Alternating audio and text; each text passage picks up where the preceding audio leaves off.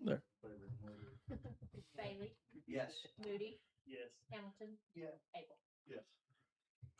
Okay, gentlemen, if you're following along, I skipped staff restructuring and personnel, so we'll hit the feasibility study next, and then we'll do the staff restructuring and personnel, and then go into to staff presentations. So,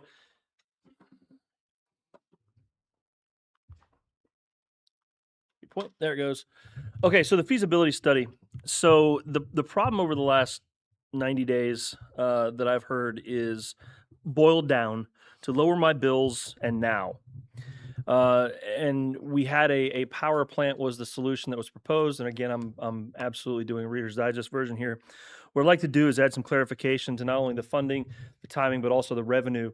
As we've done some research on this, I've done some benchmarking, talking with not only my peers but also communities that have built power plants relatively recently. A feasibility study, excuse me. So for funding, the answer is yes, we could fund this. And the part of it is in the upper right hand corner. There is the how that funding would break down.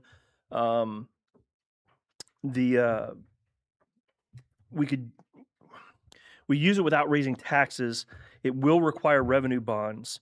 The free money, quote unquote, would make up 80 to 90%. The initial estimate of $50 to $100 million is low, based off of old numbers and probably at scale numbers. A 50 to 70 megawatt plant, which is about what we would need given our revenue requirements, would cost us somewhere in the neighborhood of 120 to 140 million dollars. That is based off of scale and a reduction in scale. So here's where I'm coming. GRDA's brand new 420 megawatt plant is costing them $530 million.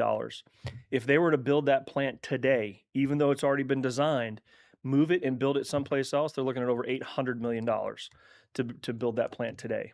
And that is obviously the cost at that scale. So as we move back to half that, this is probably a very I'm going to say liberal number in that 135. It's probably going to cost more than 130. Would probably cost more than 135 million. So, as far as funding, yes, we could do it. Again, 80 to 90% of that would be quote unquote free money. We would require SPP, which is a Southern Power Pool participation. We would also require GRDA or another wholesaler partnership for operation and long-term debt service. Would reduce the overall risk and exposure for the city itself. The EDA, as you see in the upper right-hand corners, the EDA is the Economic Development Administration. Direct pay would be for solar batteries or interconnection fees. So again, just on the upper right-hand corner, as you look at the USDA Rural Utility Service Loan, that would pay for, like it says up there, about $65 million of it. The Department of Energy backed financing. So the plan, the initial configuration of this plant would be a natural gas plant that could eventually accept hydrogen, and it would have a mix of about 4 to 5 megawatts of solar.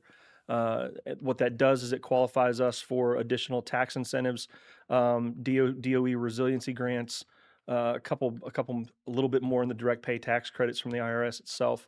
But you still see there, we still need approximately, now this is without any other partnership, we still need approximately $20 million in revenue bonds. So as we look at any revenue bond option, a feasibility study is required for most of those revenue bonds, if not all of them. Feasibility study would be required for a lot of these different loans as well. Let's talk about timing. It is true that we could build a power plant in 1 to 2 years. From the time the first shovel is put in the ground until the time it's generating electricity, 1 to 2 years. What was not relayed is the 3 to 6 or 7 years it's going to require us to go through permitting and SPP participation. There's a queue for to participate in the SPP. We would not build this without participating in the SPP because that's how we'd make our revenues, by selling that excess capacity. So we would absolutely have to wait the 1 to 2 years for their process, 3 to 4 years to permit it. A lot of those permitting processes, granted, the state has reduced theirs from 2 to 3 years to 1 to 2 years, but some of NEPA is the the largest uh, amount of that time required, and it can't be run continuously with other folks or simultaneously with other inspection processes or permitting processes. Some of them can overlap, some of them have to be chronological. So we're still looking at approximately 3 to 6-ish years before anything is generating electricity. Using the Stillwater model or looking at Stillwater, the city owns their power plant. However, GRDA pays for it to operate. GRDA pays their debt service, and the SPP tells them when to operate. Okay, and oh, by the way, their rates are real close to what ours are. So the city isn't going to see a revenue stream from that power plant until their loans are paid off, and then the debt service that GRDA is currently paying them now becomes a leasing fee or an operating fee that GRDA pays the city to use their power plant. So again, a feasibility study would be required for any revenue bond we do, or a lot of grant proposals also require revenue studies, or excuse me, feasibility studies. These are the 5 fundamental questions that I would put out in an RFP if we were to do this. What size plant do we actually need? Look at our current needs, look at our proposed residential needs, our proposed commercial needs, and post-industrial needs. What do we need? Plus, and add, so that would be our load that we need internally, plus what load would we need to generate the revenue we currently enjoy? Because the one of the issues with the solution is a supply side solution. Hey, this is great. We're gonna provide all this power. We're gonna make all this money. This is a solution. We can make $2 to $5 million off a power plant. That's great. I'm making at least that, if not more, off the current electric company. So if our demand side doesn't change, we still require that excess revenue. That's the size plant. What size plant do we actually need? That's why 50 to 70 megawatts is the ballpark. But a study would tell us exactly what we need as far as to ensure we've got that excess revenue for the non-proprietary departments in the city. Location, where are we going to put it? It's got to be next to or the property has to have access to high pressure gas lines, which limits where we can put this in the city. Also goes to how much the land is going to cost, is it available, and you go down all that rabbit hole when it comes to exactly where we would put this inside the city. Also, what we did with the landfill is not legal anymore. For lack of a better term, it's a lollipop. We annexed a very thin ribbon and then a large lollipop at the end of that ribbon. It's not, you can't do that anymore in the state of Oklahoma. So it would have to be contiguous with the city now, as we would if annexation was something we were looking at to solve that. What are the actual projected costs? I'm saying $135 million. That's to build the plant. What is the actual cost to permit it? What's the actual cost to build it? What's the actual cost to operate a plant of that size?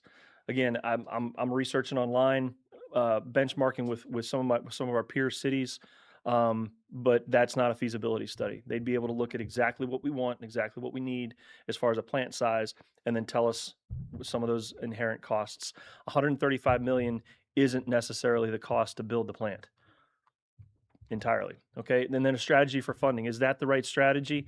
Are there tweaks to those numbers? Are there parts that are in there that shouldn't be considered, or there's other parts that could be considered?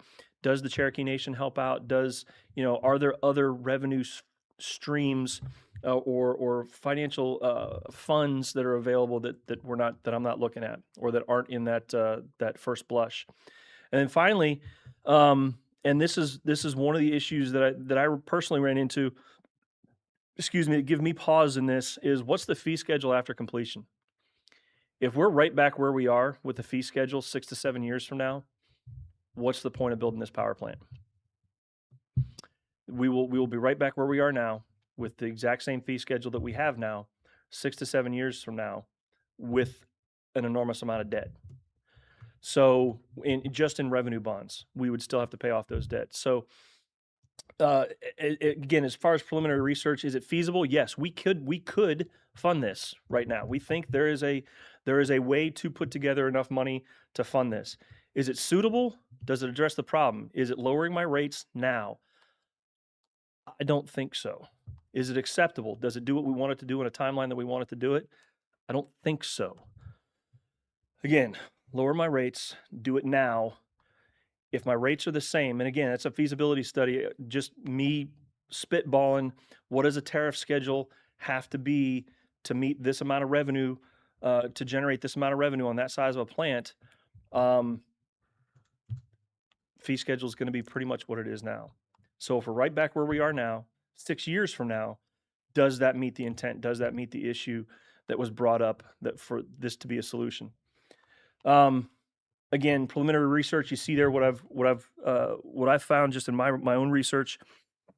Again, we would require outside assistance. We already talked about the size, the fee schedule we just talked about. We would require outside assistance. This is not something we can do on our own and operate on our own. Operating on our own, every plant needs to shut down for maintenance. So as we shut this down, where's power come from? There has to be interconnection. And oh, by the way, SPP, it's not feasible for us to sell directly to SPP. We'd have to go through a larger provider, just to pool our capacity with them. So SPP pays for capacity, and also, like we said, supply during downtimes. We already talked about funding. We talked about a timeline. Again, 5 to 8 years, 3 to 6 years. It really just depends on the permitting timeline and how long it would take us to do the feasibility study, move through the feasibility study, acquire land, all that good stuff. If we're not building on current public property. The greatest risk is not building the plant, it's operating and monetizing it afterwards. So if we've got a plant this size, takes $6 to $8 million to run every year, and we're generating $10 million at most, that's only $2 million excess revenue. That's a drop in the bucket of what the electric company currently makes. Now, is that a final number? Again, I don't know. It's probably not a good final number, but that's, again, preliminary research that I've been able to put numbers, to put a little bit more than just an AI search through. Okay. The revenue would come from that outside sales, outside of capacity, and the exports are absolutely the wild card. If exports are down, and let me the market, the energy market right now is so it's so different than anything we currently do ourselves. This is a market where it may be cheaper today for me to buy power from GRDA and not produce and have the plant sit idle. Where next week GRDA may be buying from us and we're producing, all of our turbines are running. It's just, that's the name of the beast. There are days that Stillwater sits idle. There are days that Stillwater is running at 100% capacity. Most of the time it's somewhere in the middle, but that's still it's still the up and down of energy exports when we're talking about that. Obviously, we wouldn't necessarily run it just for our own purposes. We would buy it from SPP. As we're part of that SPP pool, SPP would tell us when to operate, when not to operate, when it's cheaper to operate, when it's, for instance, Stillwater has folks that sit there and say, hey, today electricity costs X amount per kilowatt. Are we operating today or not? SPP says whether or not they're operating today, just based off of how much it would cost and where else the power is available and how much it's costing other places to produce power. So here's the other side of the coin. The demand for electricity isn't going down. We've all heard data centers, our own needs are going up. So the capacity, or a need for electric capacity, isn't going down.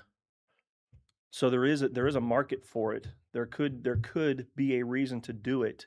It's not going to get any cheaper to build a power plant, but is it worth the risk? And the risk is that we're not producing enough.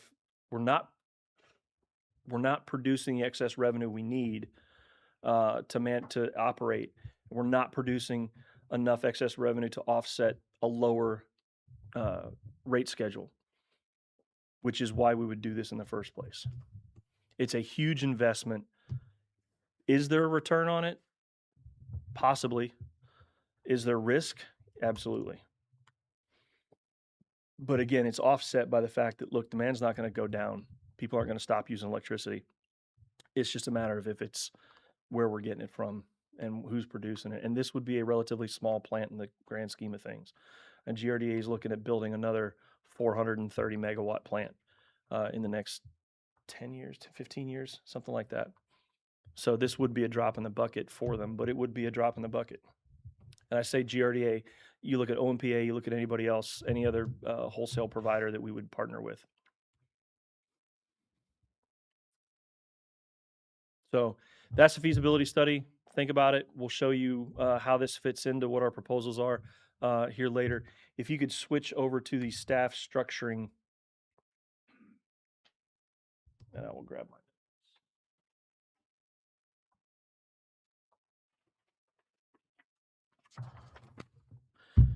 So very quickly, this is where we currently sit. This reflects the changes that have occurred this past year.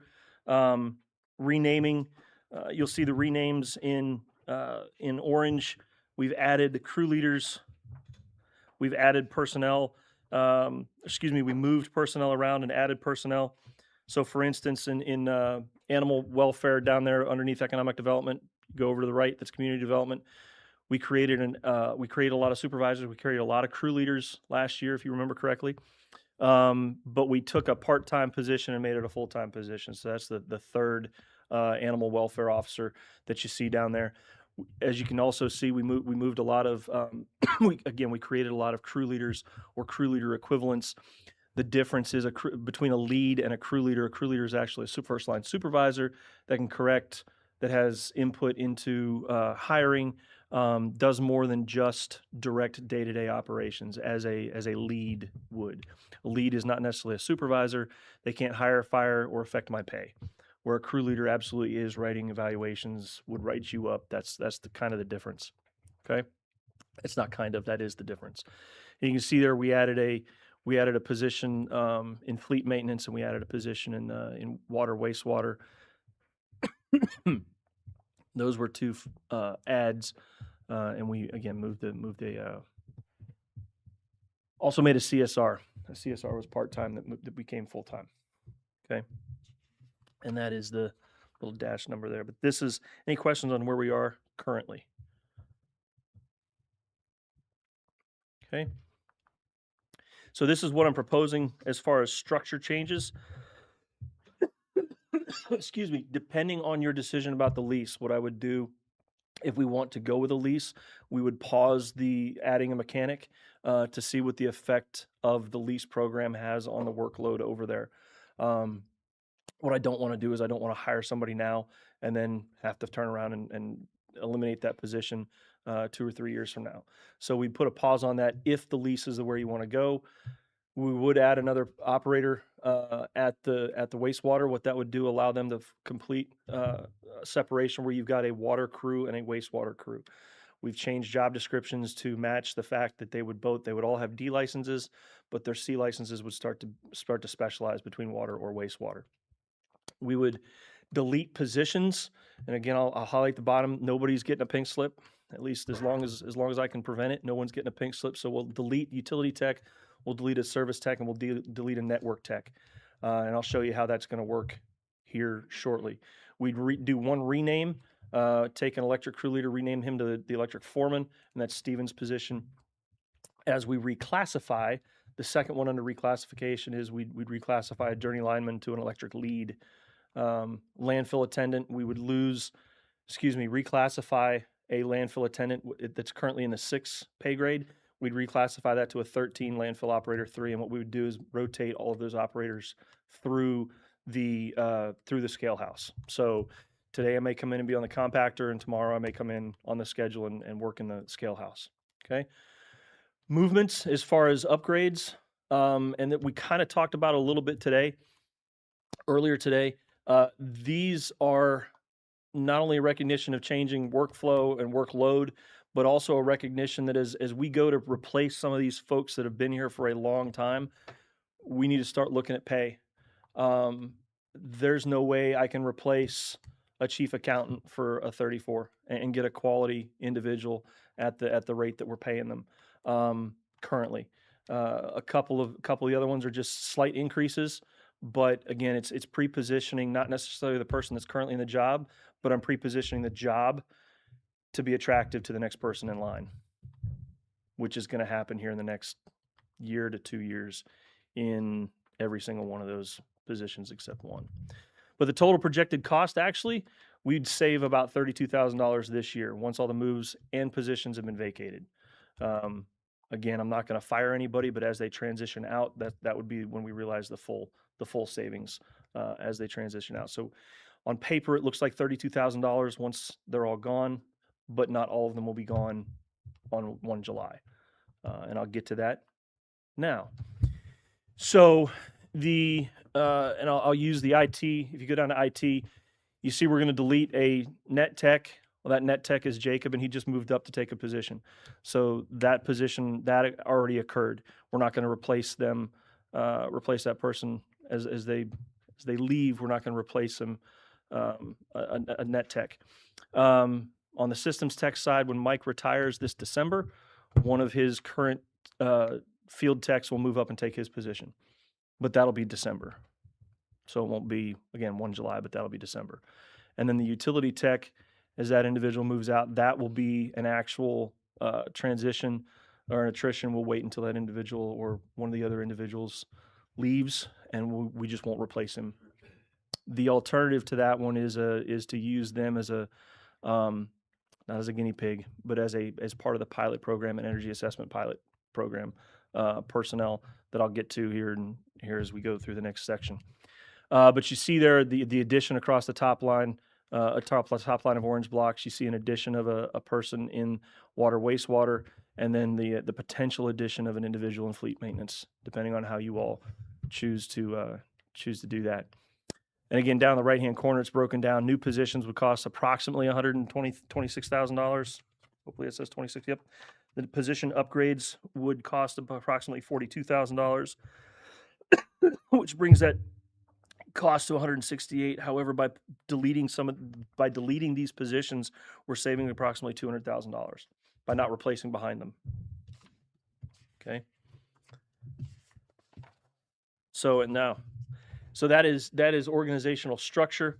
That is a net loss of net reduction, of one position across the city.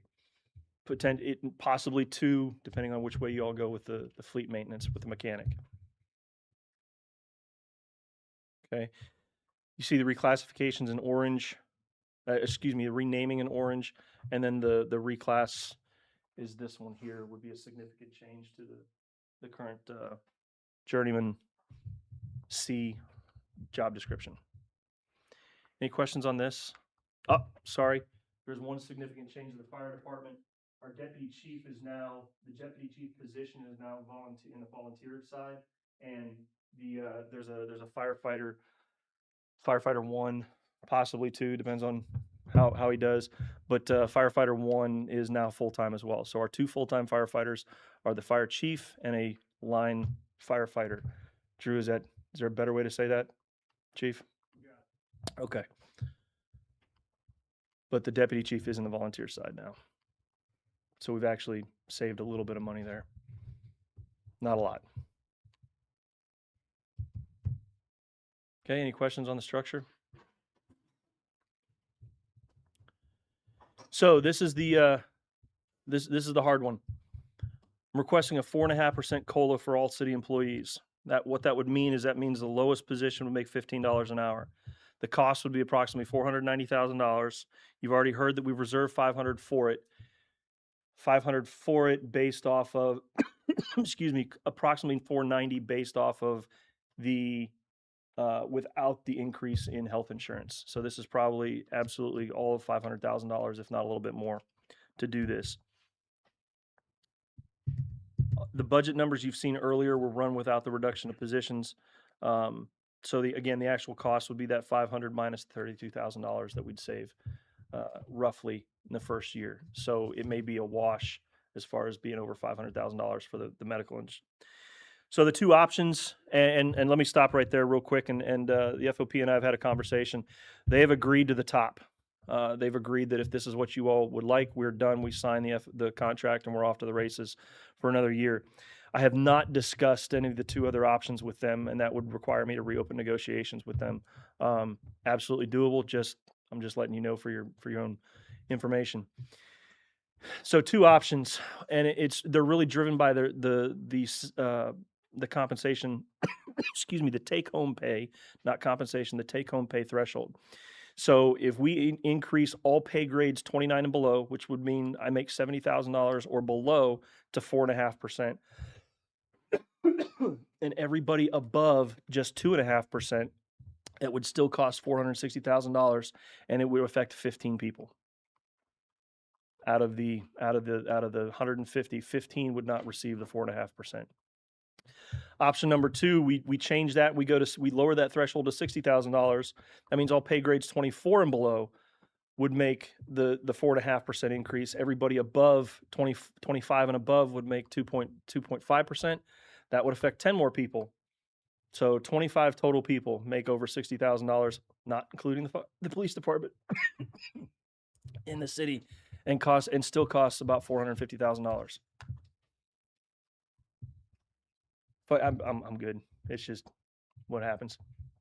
Anyway, and really the difference between the two options, all of your directors would not receive a 2.5%, or would not receive the 4.5% if for the 24s, and the directors would receive it if it was 29s, 29 and below.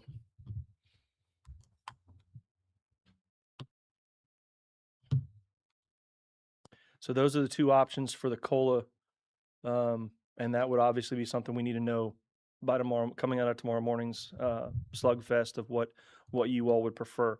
If there's another option that you'd like us to look at, please let us know. I can obviously run those numbers, but that is an example of just reducing it to $60,000 as a threshold. That's the effect that it would have on the budget, or excuse me, on that total number.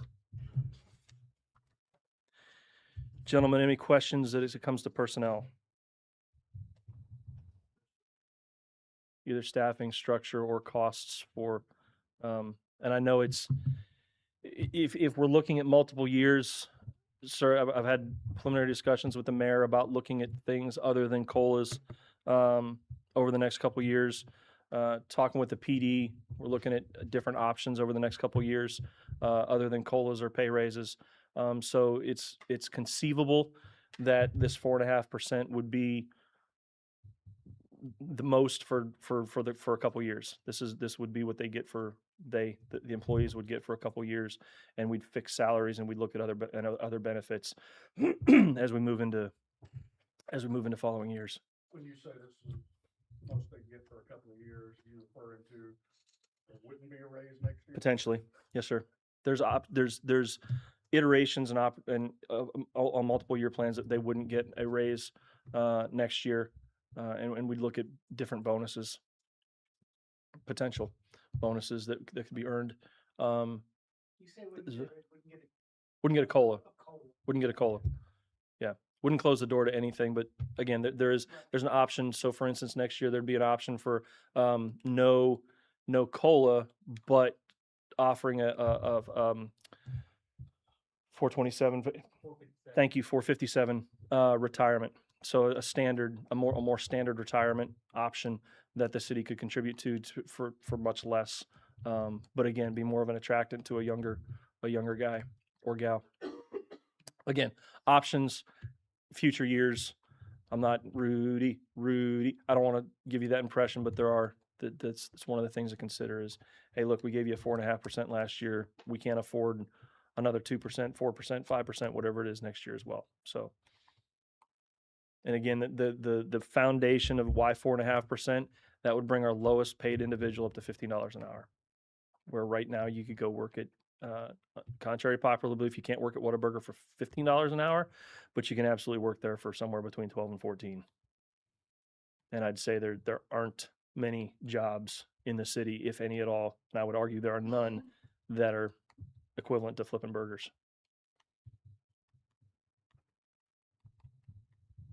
And we're paying our lifeguards 14 flat. I'm looking less. Is it 14 flat? I didn't bring that with me. Okay, wrong notebook. I'm sorry. I think it's 15. Are you sure it's 15? I thought we were $1 off. Yeah, no, I want to say it's 14. As far as the lifeguards, but I'm saying that to compare.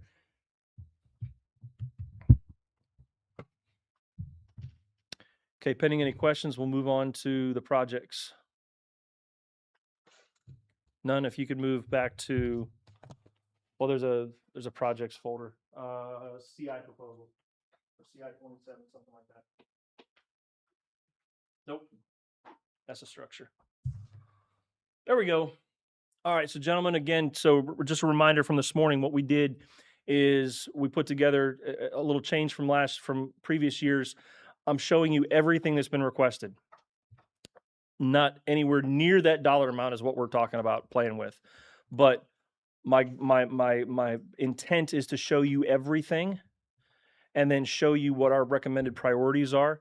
So I'm trying to show you some of the work behind the door, behind the curtain, if you will, as to how we got to where we're actually going to present or what we're going to recommend. But what I'd like to do is give every one of the directors an opportunity to come up and talk you through their projects as we go through this. And again, talk to you about a requirement, the resource, the money it's going to cost, and the risk if we don't do it.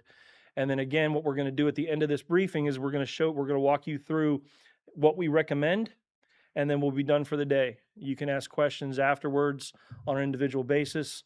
And then we'll come back together tomorrow morning to discuss in depth each of the or as in depth as we need to, each of the options, and get a decision from you all which way you want to go with infrastructure, personnel, so that Robin can finalize these documents and get them to you in time for the June meeting. Whoop, I pushed the wrong button. Help. There we go. Okay. All right. So building projects. We've got several building projects, several improvements, if you will. Carpeting the second and third floor may not sound like high priority. It's 50 grand. That carpet's been in there since we took over the building, is from what I'm being told. So it's at least 30-year-old carpet, 26 to over 26 years old carpet. Okay. Interior of the animal shelter, and that should be 350. I apologize. The 350. So the amount of money this year, we think we'll get the building up. We still need to skin the building and then put in the runs and potentially the HVAC. Not potentially. We need to put in the HVAC for it. And then how much of the 350 we can squeeze out interior walls and things like that. We'll build those as well. Renovate the first floor of the building. This was an idea that Jessica came to me with earlier in the year. Let's break down some of those walls, make it more user friendly downstairs as you walk in to pay your bills. HVAC replacement. We've got 2 of them that need to be done in community development. The nutrition center roof is the only roof in the city that is not currently insured. It is in bad shape. The foam, it's not leaking, but the foam, go ahead. It is leaking. Les says it's leaking. Great, thanks, Les. All right, so it is leaking. Issues are it's a metal roof, but there's some kind of weird foam covering to it. Randy's not in here, but there's some weird foam covering on it partially, and the $70,000 would repair that. Relocation of sanitation. So sanitation is actually headquartered over here in Quisenberry, however the heck you pronounce it, Quisenberry.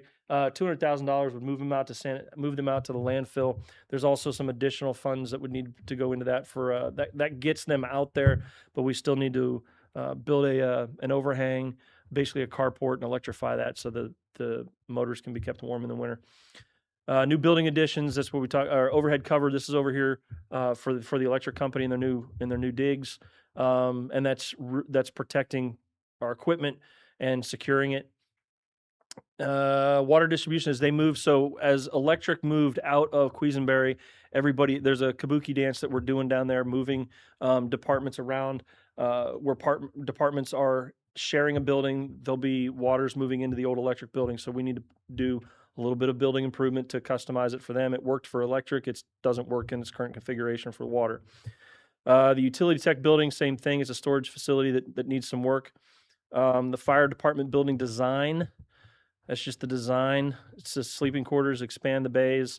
That would be and for those of you who were here last year, you heard about we need to, the current fire department building will not support a transition to a full-time department. So that would be the design of that new building.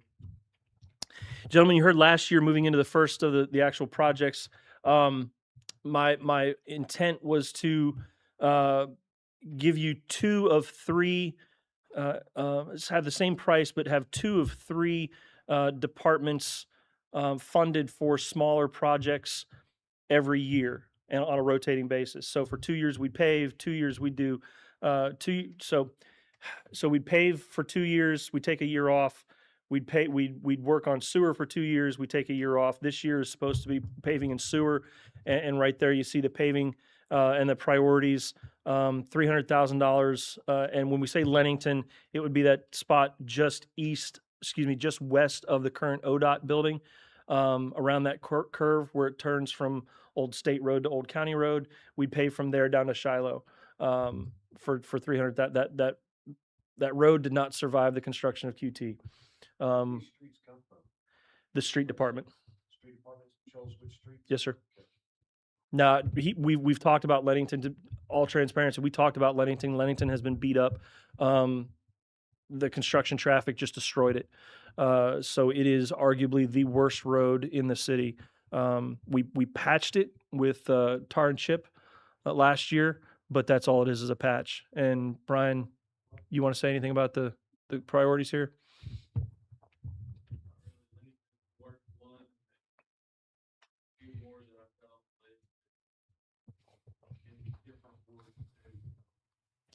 And we did spread them around. You'll notice that these are spread over the different wards. Okay, the sewer, it's 250,000. So this year was sewer is $250,000 to do smaller sewer projects. Whether that's engineering on Doris, which is only 1R. I got it. I'm sorry. Doris Drive, engineering. And what we're looking at doing out on Doris Drive is right now, if you drive over there between the Salisaw Inn and the apartments, there's sewer and water running through the ditch, east to west, north to south, whatever, through the ditch, perpendicular to the ditch. So we want to get those out of that ditch and move the sewer. There's actually a sewer line on the other side that but we're going to have to engineer it to connect the Salisaw into that sewer point, that manhole versus where it is now. So there's engineering to be done. Again, those would be the smaller projects that would otherwise never compete against the larger ones. But that's the intent with these smaller water and sewer. It's just to get after some of the ankle biter deferred maintenance projects that come up. Next year would be water and sewer. Paving would fall off because we would have paved last year, paved this year, we take a year off. Now, again, that's the intent. That's what you've seen. That's what you saw in the 10-year plan last year. That's what you'll see on the 10-year plan this year as well. As far as risk, it's not going to get any cheaper. The roads aren't going to magically get any better. And we're right now we're responding to emergencies. Hey, we had a storm, a road washed out, or somebody fell off, a heavy truck fell off of a tin horn into a ditch and took half the road with them. Okay, we're repairing that right now versus being proactive and getting after some of these roads. Asphalt road has about a 15-year lifespan. The challenge to the street department is go through the entire city and start looking at roads and how we're going to replace, how we would, money not being an object, how we would replace roads over in cycles over 15 years. Okay. All right, energy assessment program. So this would be a pilot program. We've talked about, I think I've talked to a lot of you about them individually. What this looks like is a checklist style or checklist level OG&E style energy assessment or efficiency assessment. What I would do is send an employee into a home with a checklist and leave that homeowner with, hey, your AC unit is 15 years old. We recommend replacing them, or hey, this is how much efficiency they lose, et cetera, as we go through that checklist with them, just to give them a heads up. Hey, if you have money, your 20-year-old HVAC system, you may want to look at either having that replaced or serviced. If some folks, hey, it's outside, I never look at it, I turn the air conditioning on, it's cold. Well, it's costing you a lot more in year 15 than it did in year 1. Just to run through that again. And then we'd also leave them with small efficiency kits, whether those are smart strips, some window insulation kits, things of that nature. The cost of service for electrical study, Because the cost of service study that we talked about before lunch would just be electric, we think that's going to run around $40,000. Wild guess, but we think it's going to cost around $40,000. That's the one we do next spring. And again, we talked about that fairly in depth. Feasibility study, we had originally assumed that was going to be around $50,000 as well. Talking with some of my peers, feasibility studies have climbed dramatically in price due to the demand on engineering capabilities and capacity in the state with data centers. Everybody is doing a feasibility study with data centers, so we are doing that. It's just driving the cost of any feasibility study that comes up. We would do, and we would ask that in that feasibility study to do IPRs, in progress reports or in progress reviews, with a mix of citizens and city workers or city staff receiving those reviews, being part of that review committee, and maybe one or two of you all, can't be any more than two, but one or two of you all as part of that committee as well. Now, we talked pretty much in depth about the feasibility study. The police station expansion, again, that was the $880,000 we talked about earlier today. That is a piece of money, a pot of money that we have put aside every year for an eventual expansion of that facility. Okay, and you see there, they don't currently have a squad briefing room. Their squad briefing room is their evidence processing room, is any kind of a meeting room that they've got in there. So if you haven't been in there, it is kind of cramped, and a lot of multi-purpose rooms versus single purpose rooms. Fair enough. Okay. All right. PD, you're up.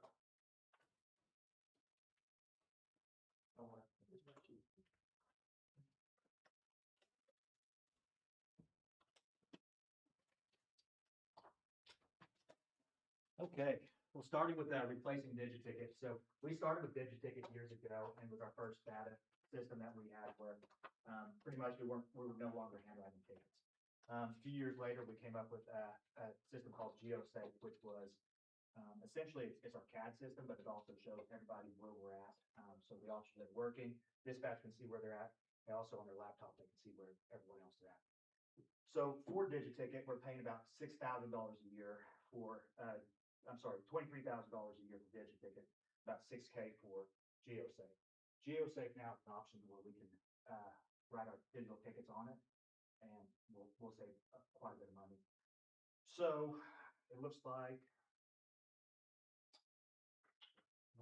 there's gonna be an upfit of about 11,000 just buying printers, but outside the printers, we should be fine. So $6,000 a year versus the $23,000 of spending annually. Okay. Keith?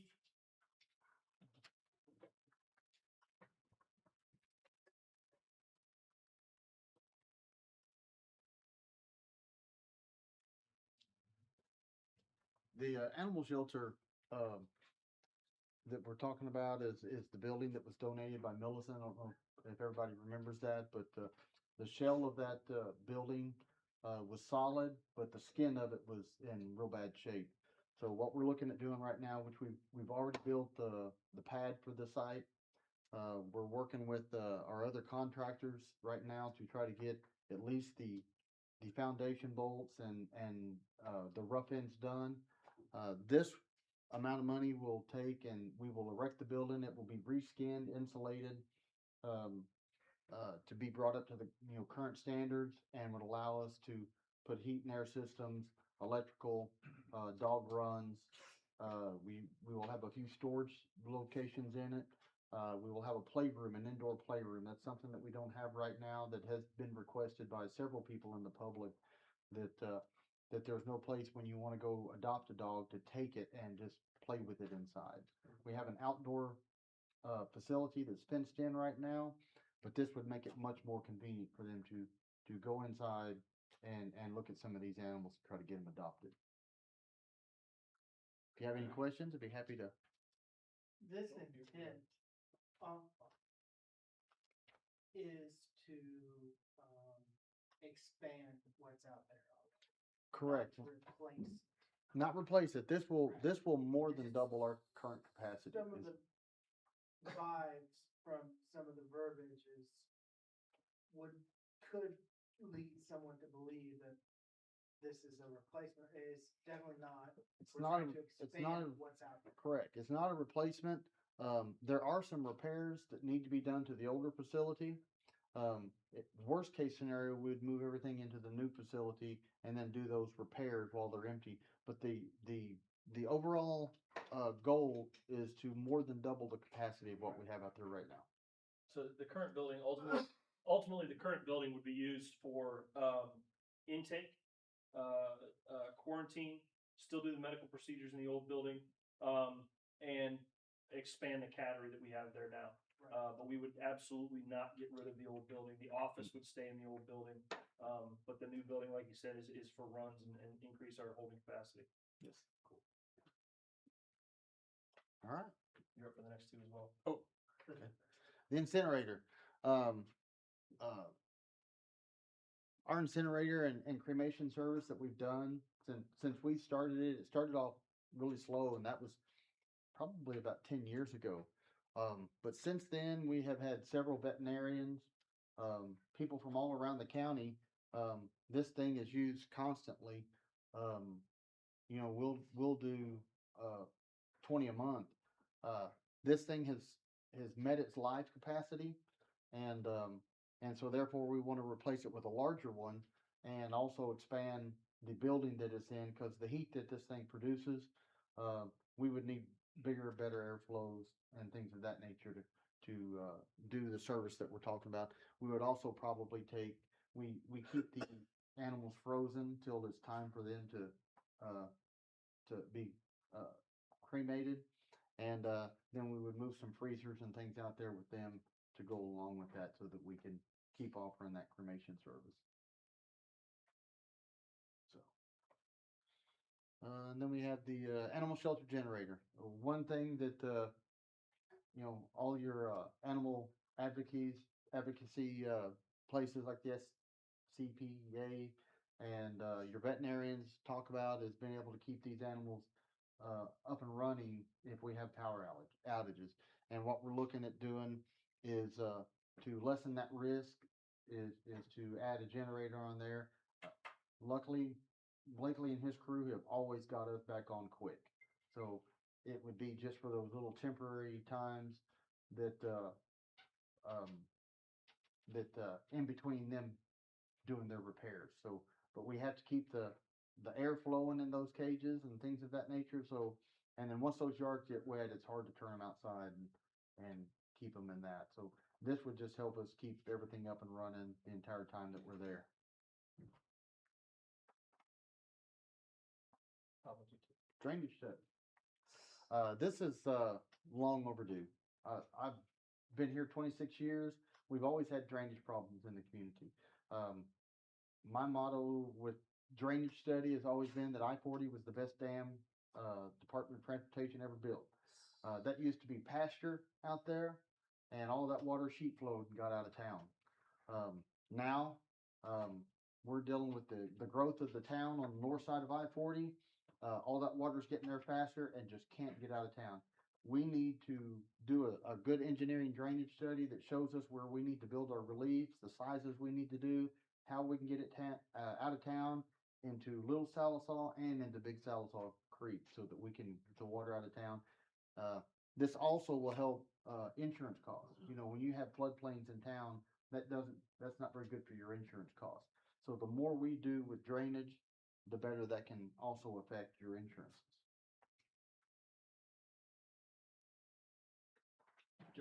George, you're up.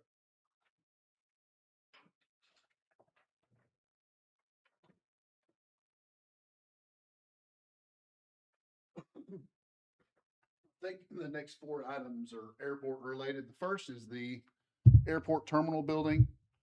Josh, I think you were the only one that was on here initially when we were awarded the ODAA grant for a terminal building. It's $1 million grant, dollar for dollar, with some requirements. So the city match would be an overmatch of 1.3 million. We knew that was a heavy lift, and so the ODAA puts that out on your CIP, hopefully with the intention of saving up enough money to construct the project. With that being said, we have always held out hope that we would get the FAA terminal grant. which is a 95% match, which is a much easier pill to swallow for the city and the budget. The problem is they haven't really historically funded GA airports and their terminal buildings. So, you know, as we look into the future, the ODA is willing to work with us and put these terminal projects back further on the CIP to give you more and more time to save. But I don't know how long they'll keep doing that.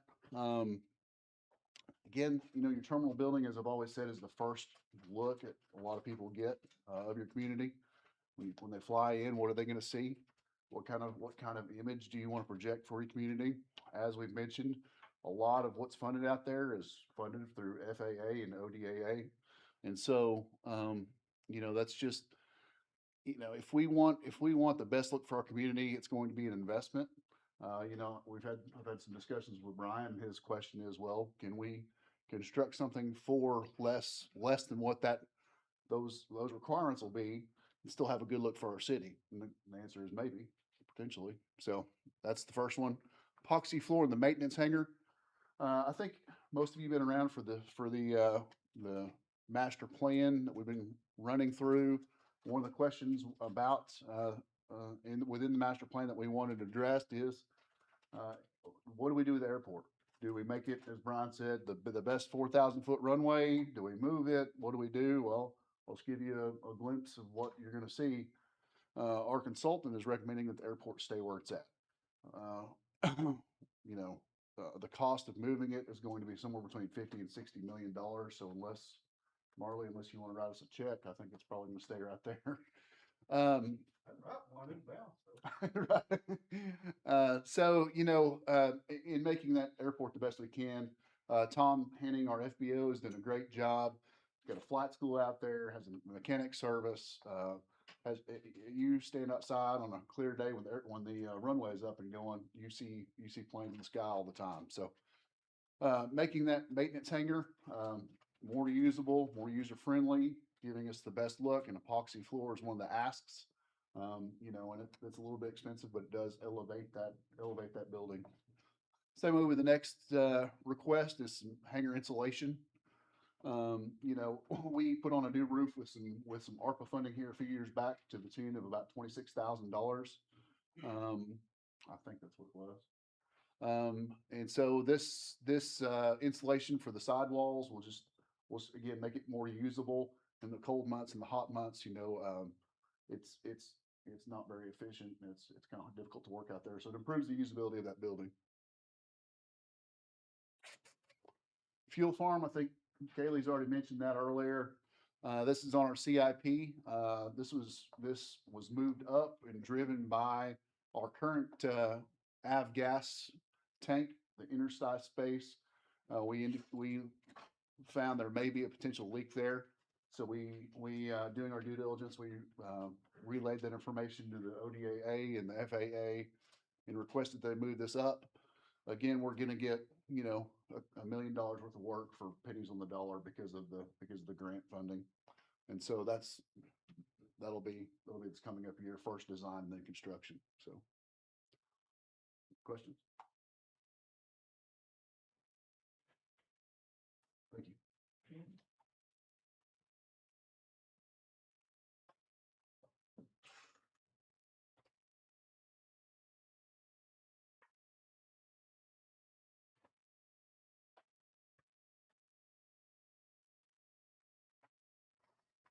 The garage, I'm sure you all are aware, we're replacing fuel tanks right now. They're already been completed. We're waiting on a few little list items to do. But during that process, it's tore up our parking lot pretty bad, using big excavators and stuff like that.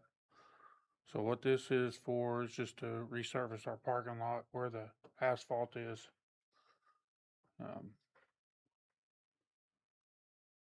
I really don't know when the last time it was done. It was there in 2011 whenever I was there, so it's been a good amount of time. But if anybody got any questions, I'll be willing to answer. Thank y'all. almost there out here, so it's all right. But, we prefer. I can go up there. Yeah, less the microphone. Oh, yeah, please. Yeah. Help me out here.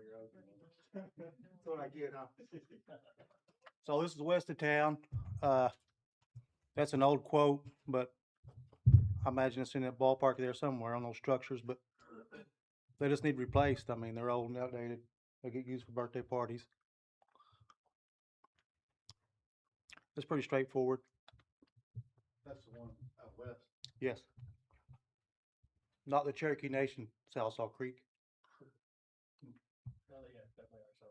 Okay, don't go far, cause you're not tag teaming the next seven. The soccer fields, this is the 500,000 that Kaylee mentioned this morning in the youth and rec. That is our piece of it. That's the 500,000 that we thought was gonna cover the initial costs, and the bids came back way high. But again, the grant, that we're waiting on, the red tape. Go ahead. Yep, we checked on it, this past week, still held up at the federal level, we're still approved for it, just waiting on the feds to release that money. It's the National Park Service that we're waiting on. Brushy Lake Road repaving, that $200,000 would run all the way from the entrance to the park up on the hill and repave everything in the park. If you've been out there recently, the loop in the middle of the park is deteriorating pretty badly.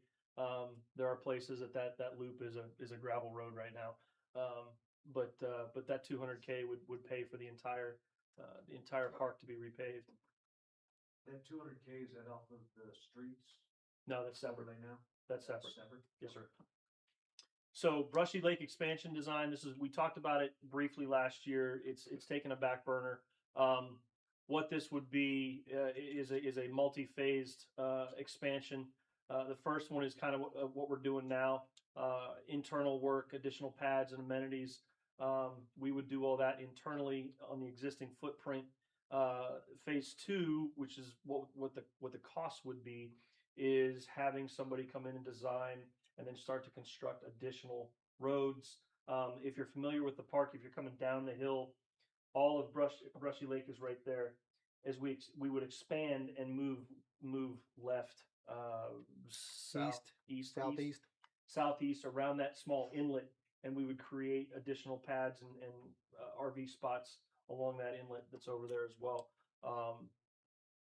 And then again, that is just we are currently at 80 to 100% over the summer months. Every weekend is almost at 100%. And then during the week, we're at about 80% from Memorial Day to Labor Day. We talked briefly, our shoulder seasons from Easter to Memorial Day and then Labor Day to Halloween, we're still at 50 to 60% during the weekends. Now it's lower than that during the weeks, but there's still folks out there. It's extraordinarily rare to go out there and not see somebody out there. Maybe January and February, maybe. But there's a lot of room for improvement. Not improvement. There's a lot of room for expansion out there with a potential return on investment. Bathroom plumbing, that's you. That's a shot in the dark on that 50K, but all that plumbing in that plumbing chase, I mean, it's outdated. We work on it every year before the rodeo, and it's hard to find parts for that stuff.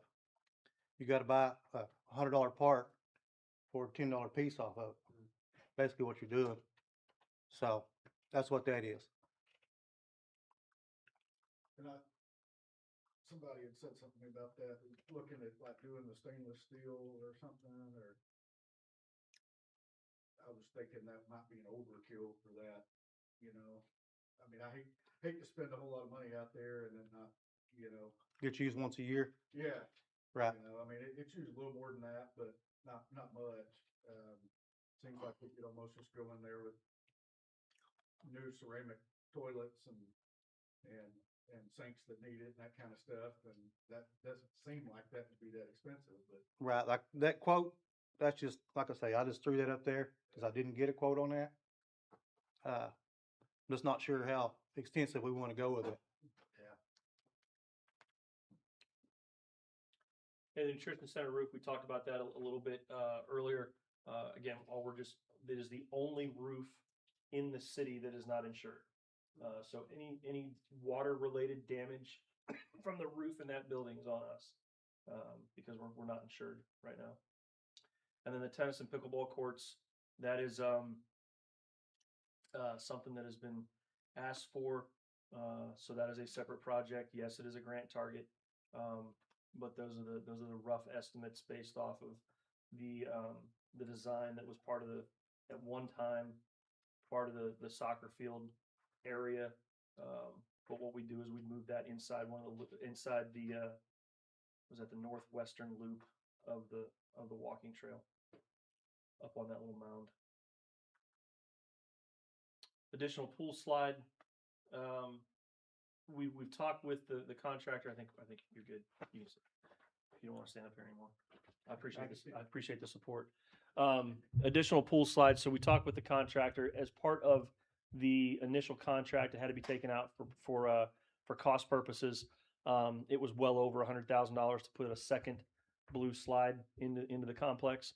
But talking with the contractor that was there that installed it, they gave us a direct quote of about $100,000 to put that second slide in. The support structure, the pump is oversized for one slide. It is built for two slides. All the plumbing is there. The support structure is there. It's just a matter of buying the slide and installing it. It's a big if and a big maybe. Once we get done with the skate park, there may be money left over in that bond fund to do this, but that's a big if, and maybe. Only time will tell. Let's put it that way. Okay, landfill expansion. This is combined. What you saw this morning was the broken out specifically, but this is combined. We think the mitigation work is going to cost about $300,000.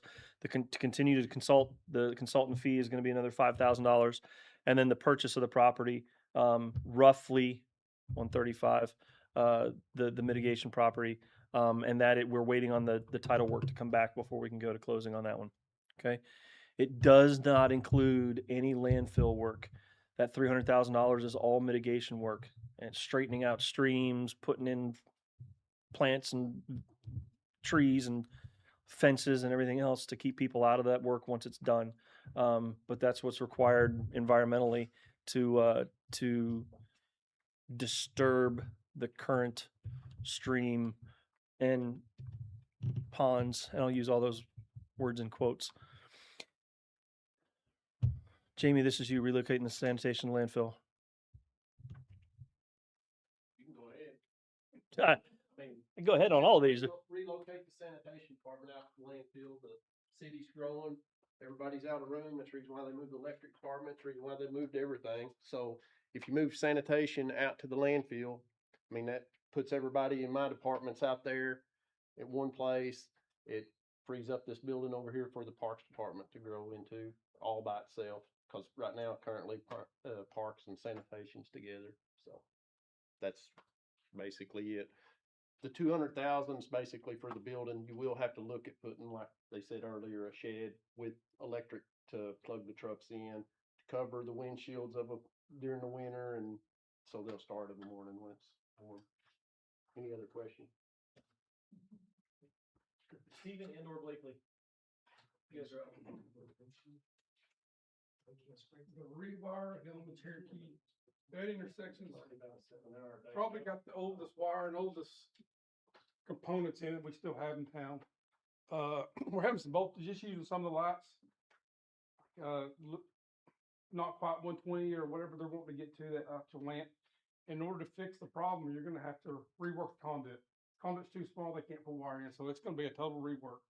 They'll bore from the panels into the poles and redo everything. New lights, poles will be the same, but all the components, the internals will all be new. Wire will be new. And if it ever goes bad again, then the conduit will also be big enough to take bigger wire if we ever need to. It doesn't have the walk like Oak. We did quote that, but I don't know if it ever came back. It was quite a bit higher. It's quite a bit higher, and we didn't know which way we wanted to go. I think it was over 200,000 to do it with the walkways, with the push buttons and all that stuff. But, that'd be up to y'all. Like I said, it's working now. I'm not saying how long it's going to work. It's one of those deals that if it ever does go bad, then we're going to be in a tight spot. So, any questions? Don't go anywhere. You got the entire next page. Solid E. Wire, when you put wire in the ground, direct bury, it's good for about 20 years, 20, 25. That stuff's been in the ground probably 30, 35. When it goes bad, we have to try to figure out where it's bad. And when you thump wire, I don't know if you've ever heard us talk about thumping wire, it puts a high voltage on it and it pops. So you're just literally listening with your ear, trying to figure out where that bad spot is. We did it in your neighborhood not too long ago, right behind your house, or right there between your house and the Spencers across the street. Well, when you're doing that, you're hurting the wire again by doing that. So this would be every one of these. I'm not saying it's all got to be done at one time because that's a lot of money, but I just want it on your brains that this stuff needs to be done because all that wire is old, not in conduit. In order to replace a lot of it, it's like kind of like you're talking about with the sewer. It'd be easier to get somebody come and bore the conduit in and us pull our own wire in than it would be to actually dig ditches and actually tear up everybody's yard, everybody's driveways, all the roads and whatnot. So that's kind of like you said, you got the risk, emergency response. We have a bad underground cable like that, it may be a 6 to 8 hours before we get it back on. I mean, it's 2 hours for locates period. Once you find the fault, it's 2 hours to get the okay to dig, and then who knows how long it takes to fix it. So this is more like a proactive thing, not like, you know, you hear people all the time about the power's off 8 hours. Well, a lot of times if you're in an underground area, everybody loves it. Oh, it's pretty, but you can't find the bad spot. So got a guy over here, he Love me some buried wire. he loves it, but I'm not a fan. I'd rather have overhead, but like I said, that's why that's there. Any, How long is of a project is that? So you have, whatever, pick one of those, 4 seasons. How long will that take you to actually do that project? it depends on the contractor, but they can get it done in a couple weeks. I would imagine then we could go in and start pulling our wire in. This would all be primary. This does not count secondary. It's been a few years ago, about the time I started, a little bit before we did Country Club. We all had this all done the same way. They went in and bored it, we pulled the wire in and got rid of the old wire.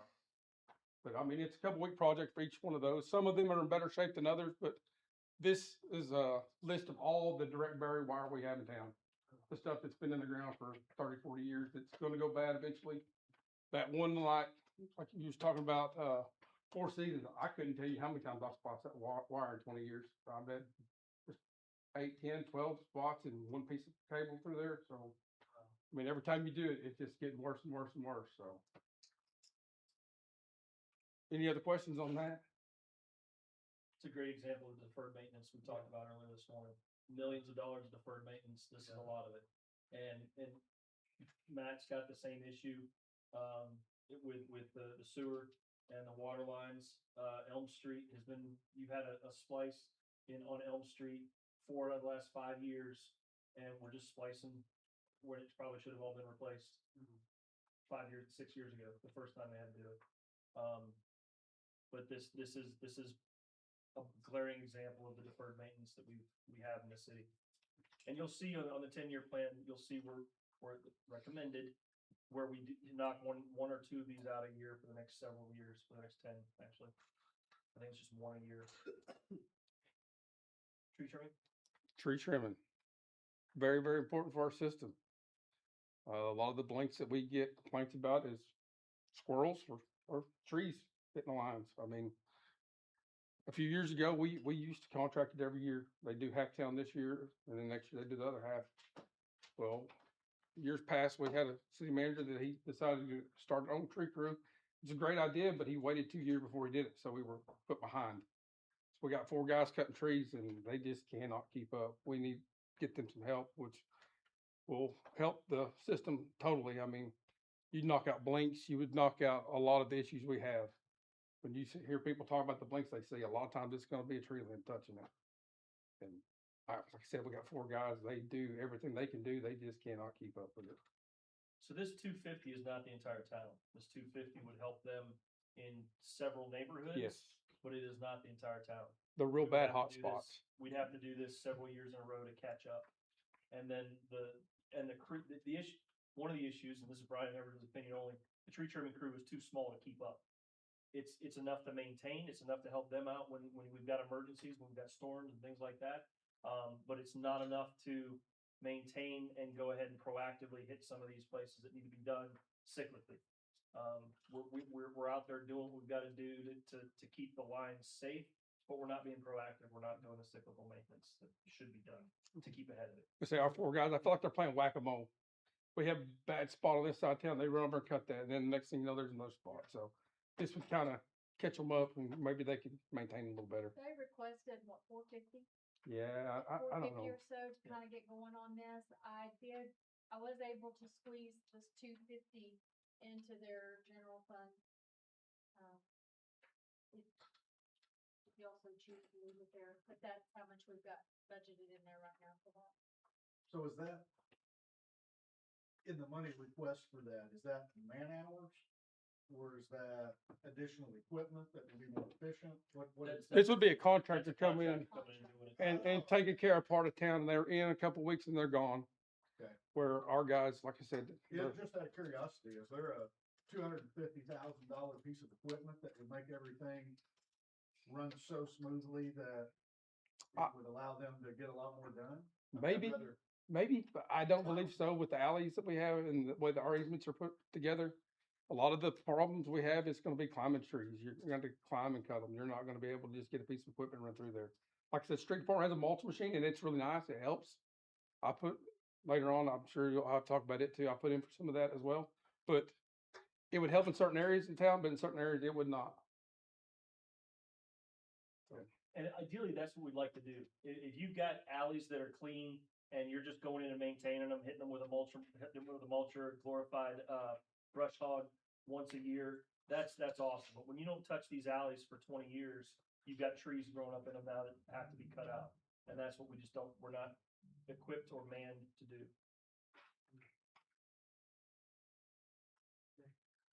You can't get in because when you look at all these, you can't get in to the, you get equipment in there. Yeah.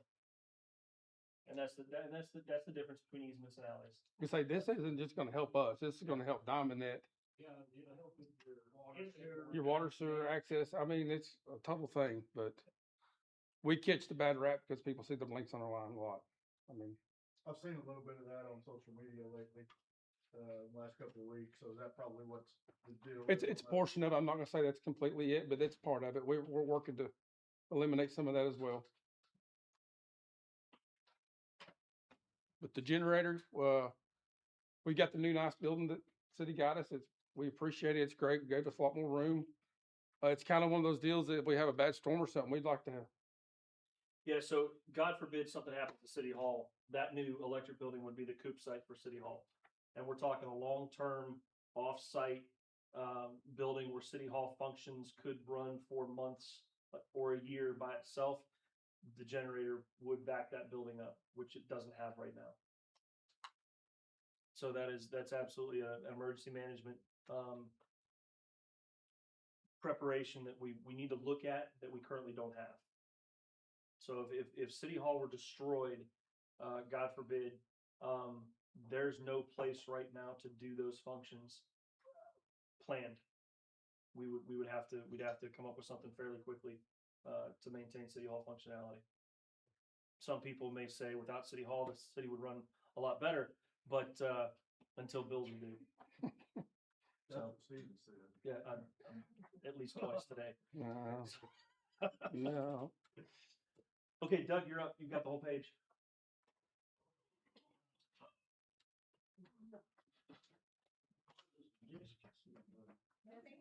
Yeah, part of it is. The customer portal's hurt. I don't know anything about the customer portal. The multi-gig hardware, what are they wanting? Assets. Oh, yeah. So there's been issues with, sometimes it seems like the systems might be running slow or something. We can't verify that we're getting our full gig or bandwidth from our providers. So with that new test equipment, we'll be able to test everything coming in properly now, is what that's for.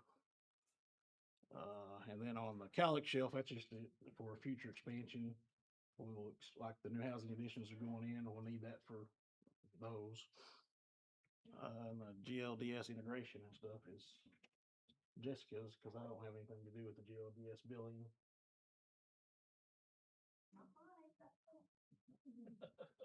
So the goal with the integration would be to save time with the CSR. Currently, they come in at 7 in the morning to do disconnects on full day. So that would give them the ability to basically do it at 8 o'clock instead of 7.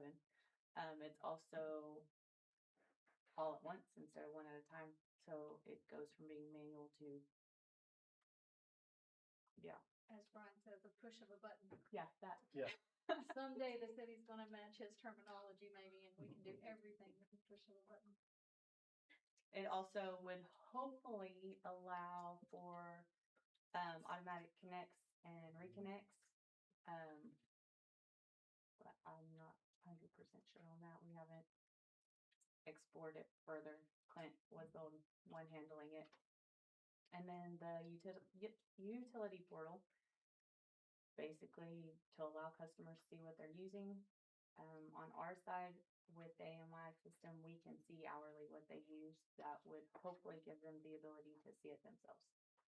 So the one contract that we've talked to has actually come back at about $30,000. So significantly less than when we were putting this together. We've got a meeting in the next week or two with another contractor. The goal is to have that utility portal available late summer, early fall for the customers. Again, we can see information on the census side that they'll be able to see on their side, set thresholds. The one we've looked at is pretty slick. It's got a lot of functionality in it. There's a lot of technology and a lot of automated alarms and bells and whistles that it has. Take a little bit of work to learn for some of our residents, but it could help them realize and get a little bit more insight into their bills and their utility usage. And I'm standing on it, should have been part of the initial AMI fielding, but yeah, you guys can sit back down. Thank you. Hey, Jessica, you've done a good job. Also on the, Cool. I've been on a lot of those emails. Tester. Oh, thank you. on that tester, Chad appreciated it's also for, been quite the, yeah, it's been it's been interesting anyway. so we're gonna start offering multi-gig services in the future. And that tester will also be for that, for one of the installations to verify we're getting what we're supposed to at the house. So, as right now, we can only do, well, we can do up to right now.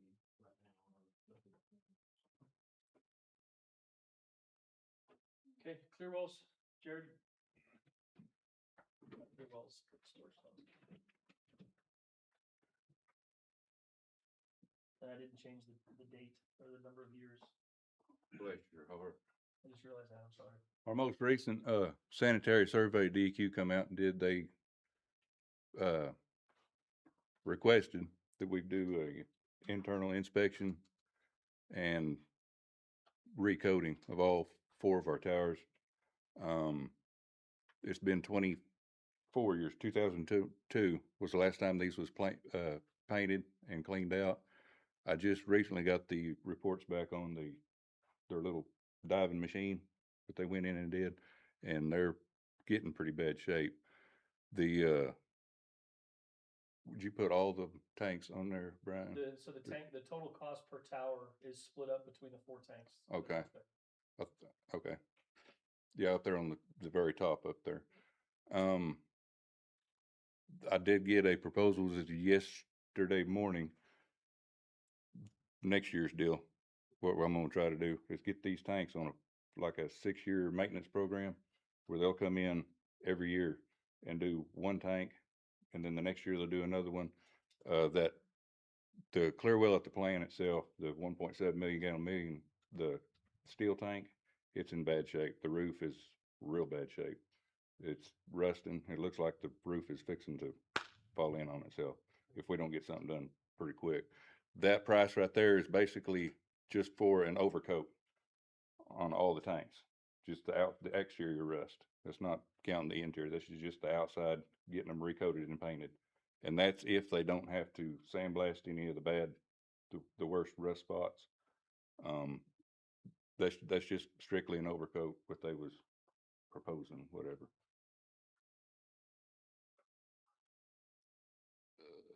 Yeah. The good venture news failure. out of the inspection though is that none of the tanks are failing. No, yes, The innards are in decent shape, but they still need to be cleaned and they still need to be maintained, and it's obvious that they haven't been done in right. 2 decades. There's very minimal But they're not- sediment in the bottom too, so that's a good thing too. That means we got clear water. They're not gonna have to clean any of that out and everything, but in the future, we're gonna have to worry about the insides and stuff, and I gotta get that in the picture. Yep. Pretty awesome. Okay, Matt, you're up for the next 2. Yes, please. The Doris sewer relocation in comparison to other lines, this thing's fairly new. But it was put in right there by the drainage ditch and has been washed out over the last several years. The line is literally sitting on top of the ground in one good long section of it. And one of the manholes is still holding its own as far as being anchored, but there's nothing supporting it. It's just sitting there. The proposition is to set another manhole further to the north. This all comes from the Leisure Hills neighborhood. Keep it on the east side of the ditch and run it out to the north side of the highway, set another manhole, problem solved. Is that the ditch that runs? The bar ditch in between the motel and what is now Sherry's Kitchen. Yeah. When I started here, the thing was about 6 foot wide. Now it's more than 20 foot wide. Yeah, I mean, erosion's just eating it away, and Yeah, there's that's part of several utilities, not just sewer, but there's gas, everything. I mean, it needed attention done to it 5 years ago, but now we're at a point where it needs to be done. yeah, their parking lot's falling into it. So the guy who owns the motel won't have a problem, I don't think, giving us easement, if that's even an issue, I don't know. But I'm sure it'll be to his benefit, because we'll have to relocate his sewer line that also goes across the ditch. And there's also a water line in there that will probably need attention done to it eventually. It is. Yeah, it's everything. It's basically utility easement in the ditch. The West Badger Water Loop, that's the northwest portion of town. We laid a line across there in 2004 that connected our existing city water to the old Sequoia County water system. And that was all that's been done to it. This will give the people that live up there water protection, along with finally finalizing the water loop in that area. We have fire hydrants, costs for their home insurance, stuff like that. As far as volume and pressure, it'll remain the same. There is no issues up there right now as far as supplying them with adequate pressure and volume. Well, it's not looped. Exactly right. But It's a dead end line up there now. But there's several people that will benefit from it as far as the fire protection and things of that nature. Any questions about any of that? Permitted I don't know. for That's like Yes. the last couple years or so. the South Friar water line. I think you said that's just engineering cost. I don't know.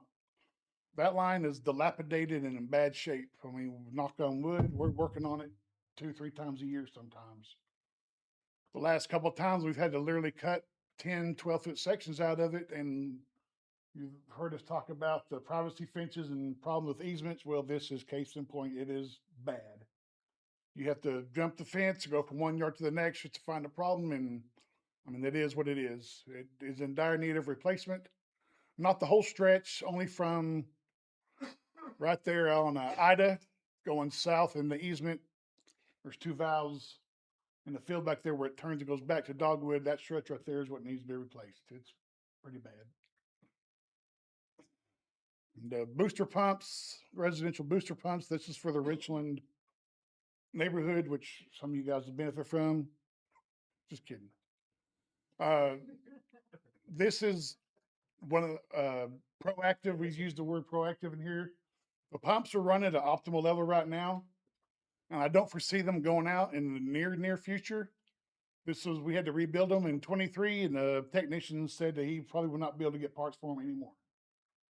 The pumps they're just like anything else.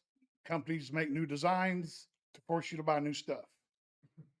And the pump structure is still good, but where the pump bolts onto the valves and everything will need to be replaced. This price also includes 2 new drive boxes, which is a 2-week waiting list whenever they go out. So if we have them on stock, they're about $5,000 a piece. But the last time they went out, it was 2 weeks before the tech could get one in. Having them on hand would save that much time and headache. Any questions about anything about that? It's just an old system, the thing in Richland, and it just needs, I mean, like I said, it's running optimal level right now. And it may last another 10 years, but if we don't be proactive and replace the system, we'll be left holding the bag and be a couple of weeks out before we can get anything done. The last one. I just done that, door sewer replacement. No, this is for the rest of the line that's not affected by the movement out of the ditch. This was, you had mentioned that this is just a habitual problem child. Is this north? The 500K was to move everything out of the ditch. Yeah, the 500, move everything out of the ditch.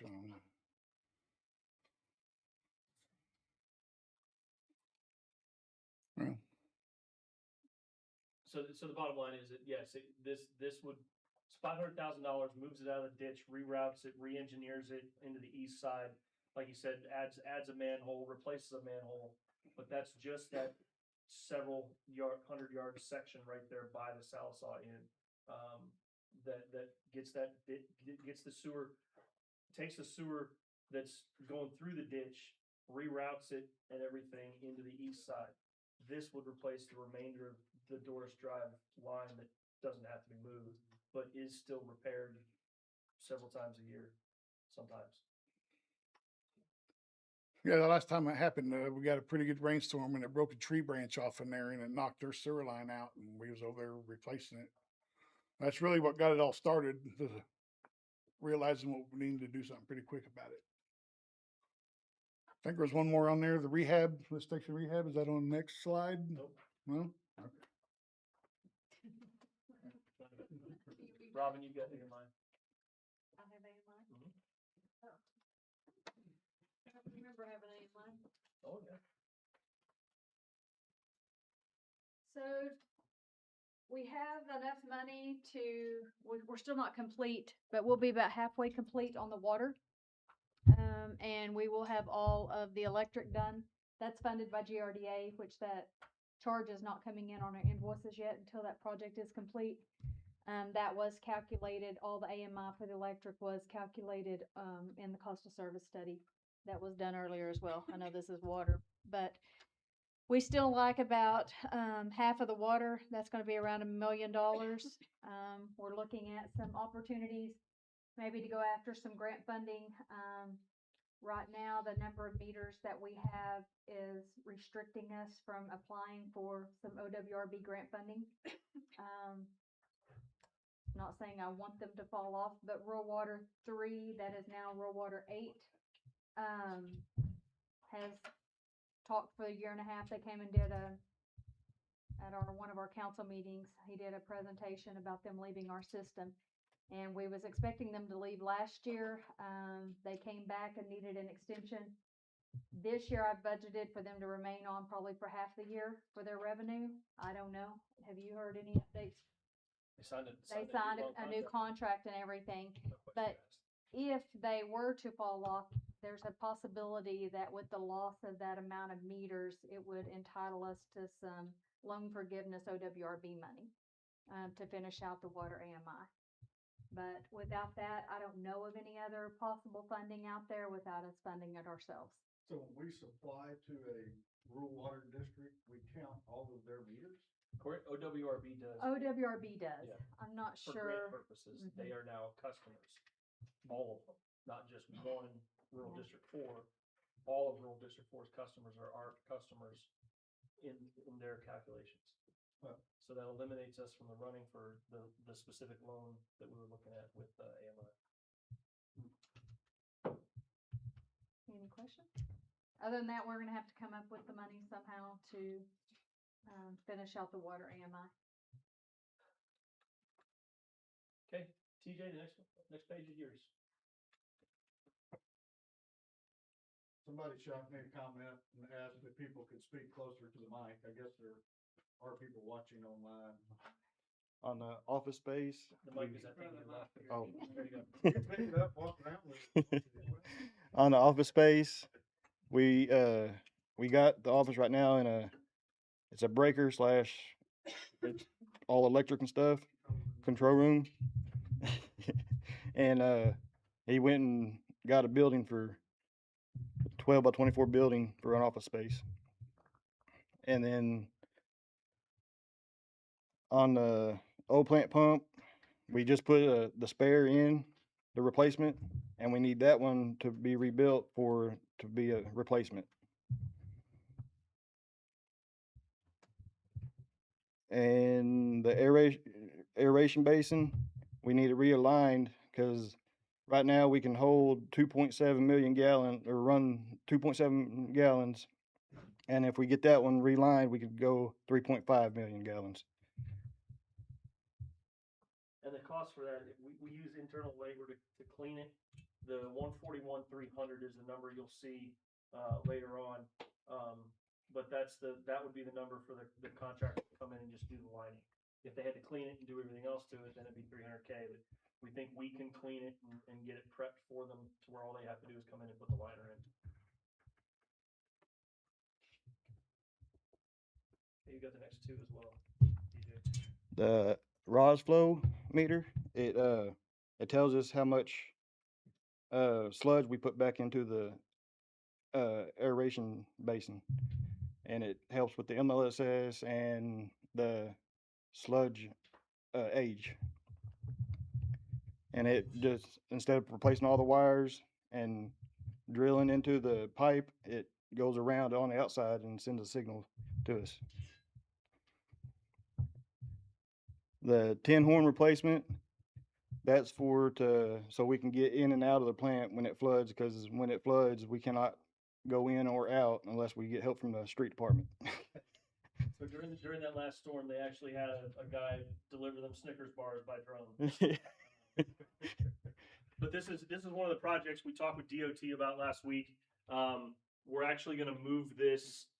They have several tin horns about halfway down their road. If you're familiar with the road from Kerr all the way into the plant, what we're going to do is we're going to move a single tin horn out toward the road, out toward 59, and divert because right now the water comes underneath 59 and then comes down to our road and moves laterally for some reason through the gentleman's field, hits our tin horn, and then goes down into a little Salisaw. What we're proposing with ODOT is put that up to the road. Don't run all that water down the farmland. Run it or the pasture land. Run it straight down the side of the road. Dump in a little Salisaw just south of the intersection. We still think there's plenty of water sheeting off of his farmland, that we would still need those tin horns that are there. It would still provide he's got a little watering pond or whatever that's right down there. Still enough water to keep that filled, keep that useful. So again, we're working with ODOT. We've got the packet today, so we'll submit that and get that running. Any questions for the wastewater treatment plant? Chief, you're up. Thank you. Yep. Thanks, DJ. All right, so the building expansion, we're pretty much at max capacity. We have no room for growth whatsoever. Every bay is completely full. I can't fit another truck in that station. Our reserve truck is stored at the training facility that's owned by the county. It's kind of a trade-off. They get to use it for training, which is good that it's not just sitting there not getting used, but it's also getting tore up on occasion. So I'd like to get that away from there. That was a deal that was made prior to me taking over. But as the city grows, I don't know what our needs are going to be. It'll be kind of a game time decision, but 15 years ago, we didn't have a tanker or a ladder truck. So we had room in the bay for growth. Now we don't. So that's where that $600,000 expansion going to the south of the current station. Now there's some grant issues with that, isn't there? So the park that's right next to it is a in perpetuity park, just because of the money that was used to build the park. So we have to move, quote unquote, that park somewhere else in the city before we can expand. The containers that the PD is using for their evidence room, and their evidence storage out there, those will have to move for the chief to expand. And we've got to get that park moved. So we've got a plan to do so. But it's that moving that park is the first domino to fall, in the fire department extension. Okay. Any questions on the expansion portion of it?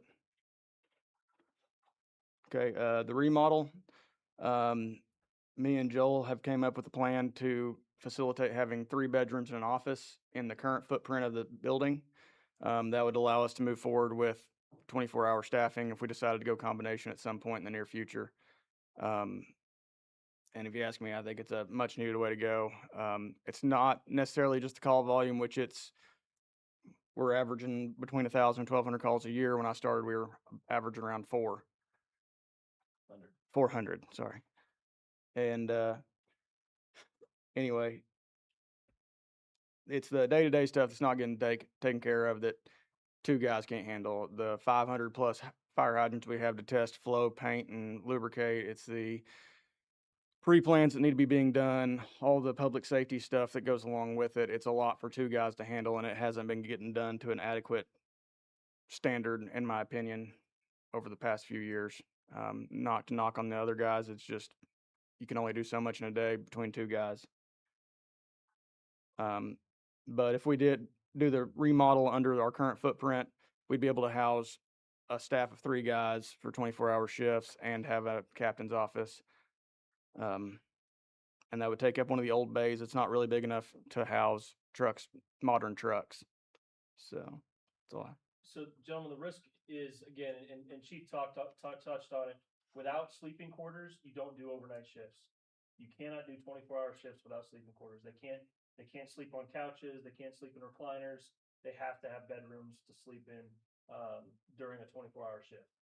So that's the first hurdle, not the first hurdle, but that is a hurdle to having overnight shifts and having 24-hour shifts, is providing them sleeping quarters. Any questions on that? Okay. The last thing, the turnout gear extractor and dryer, that's to clean our bunker gear. That gear is very specialized. It's good at what it's made for. We have to have a specialized washing machine for it. It's not capable of handling high G forces of like an industrial washing machine. Yeah, that'd be a lot cheaper, but one set of bunker gear costs $5,000, and someone hits the wrong button on it, then we have compromised set of gear, and I don't feel comfortable sending a guy into a structure fire in compromised gear. It's not a risk I'm willing to take, so I'm asking for an extractor that's specialized for bunker gear that will be able to wash it to NFPA standards. NFPA requires us to wash it twice a year, and honestly, it needs a lot more often than that. We get dirty on fires. I mean, it gets nasty. Like Kaylee said, almost everything that burns in the house is cancer causing. I mean, everything's made of plastic, and gets all over us when we're in there working. It's just nature of the beast, but we need to be able to keep clean and protect ourselves from these carcinogens that cause cancer. What are you doing currently? Water hose out in the alley. It's not effective. We do have a couple of guys from Fort Smith that take our stuff over there and wash it on occasion. I mean, I did it when I worked over there, and we have a couple of other guys that help us out doing that. But it's not an effective way to do it. It's just inefficient. We need a way to do it so we can do it in-house so that we can encourage that cancer prevention mentality that I'm trying to uphold. Any questions? Cool. All right, gentlemen, we'll take a break before we get into equipment requests, but are there any questions for any of the directors on projects? Like I said, we'll take a quick 10-minute break, and then before we get into the equipment, we'll do the equipment, and then we'll go into the recommendations. Okay. If there are no questions about the projects, I've got about 12 after. Please be back in your seats ready to go by 25 after.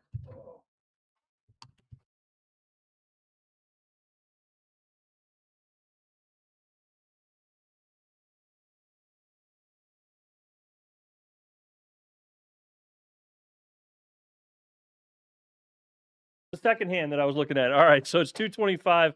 Be back in your seats about 2:35, please.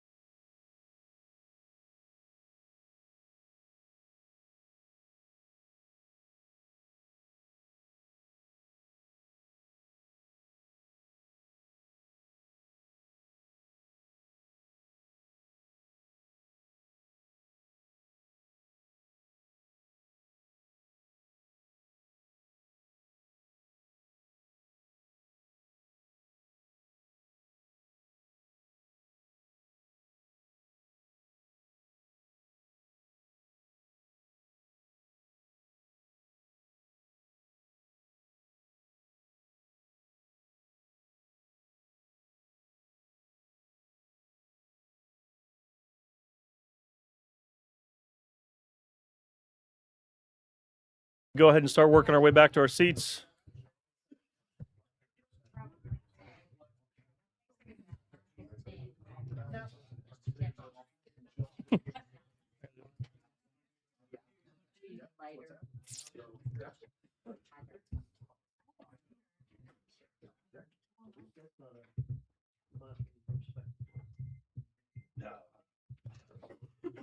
Okay, gentlemen, we just went through projects, project requests. Now we're going to go through equipment requests, and using the same methodology, gentlemen, directors, as you would, get up, quickly go through your equipment. Obviously, any comments or input you want to provide the commissioners. Jamie, you're up first.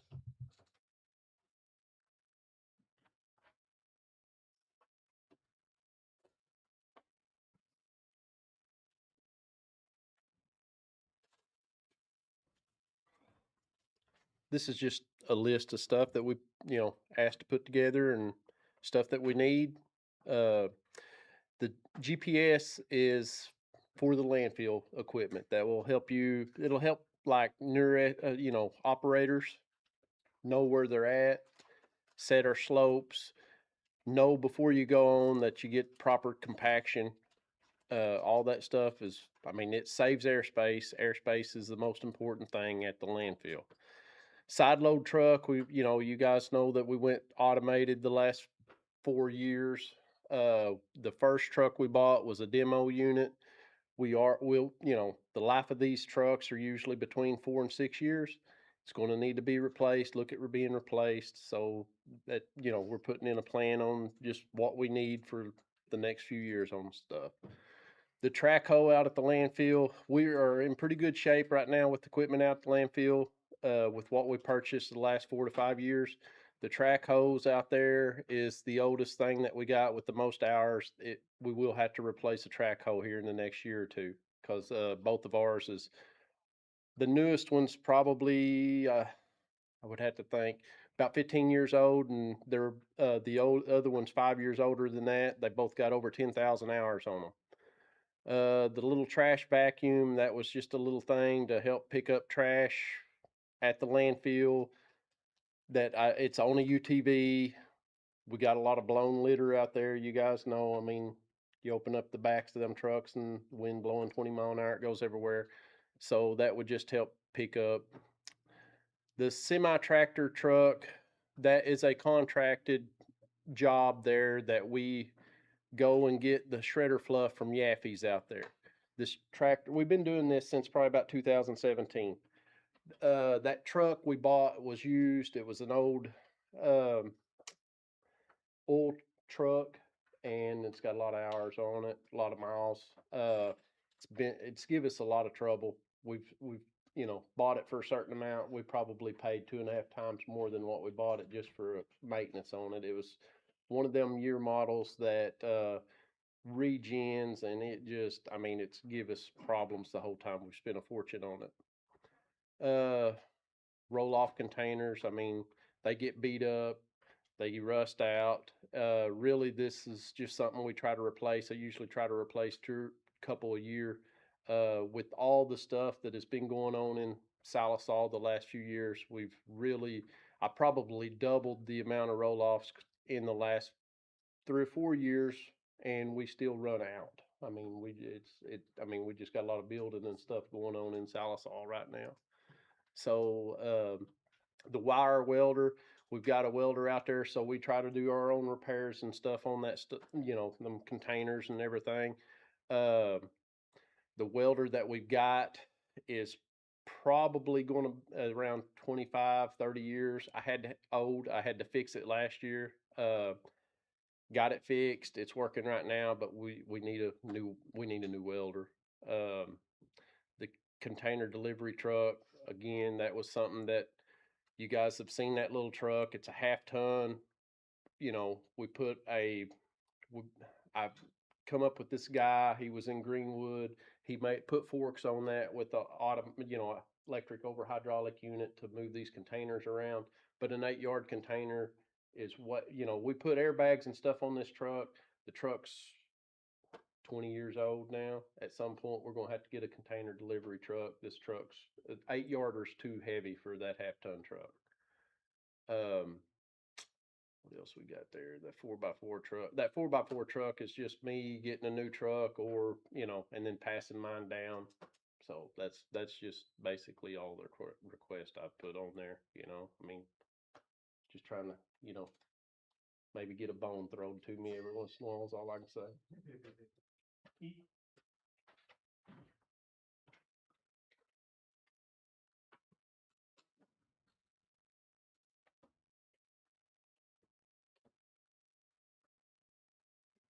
In animal welfare, we've got two vehicles that one is 20 years old, one's 21 years old. The half-ton truck that we're talking about replaces the current half-ton truck that we have. That um, it's just one of those ones that's starting to see the end of its life. I mean, it's just old, it's wore out, and Gene keeps putting Band-Aids on it and making it work. So same way with our 3/4 ton box truck. That's the big one that's got the big aluminum box on that we use to pick animals up with the majority of the time. It's just wore out. I mean, so it's that's all it is replacing it. We'll probably we'll try to find a complete unit if we can. If not, the bed off that one can still be reutilized if necessary. So we'll do what's most feasible. On the Trimble unit, our Trimble GPS unit, that's what we do to get more accurate GPS locations for mapping.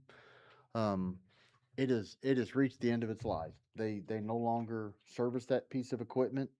The software has been turned off, and you can no longer download it or use it. So it's just sitting there. Like I said, it reached the end of its life, and they basically just turned it off.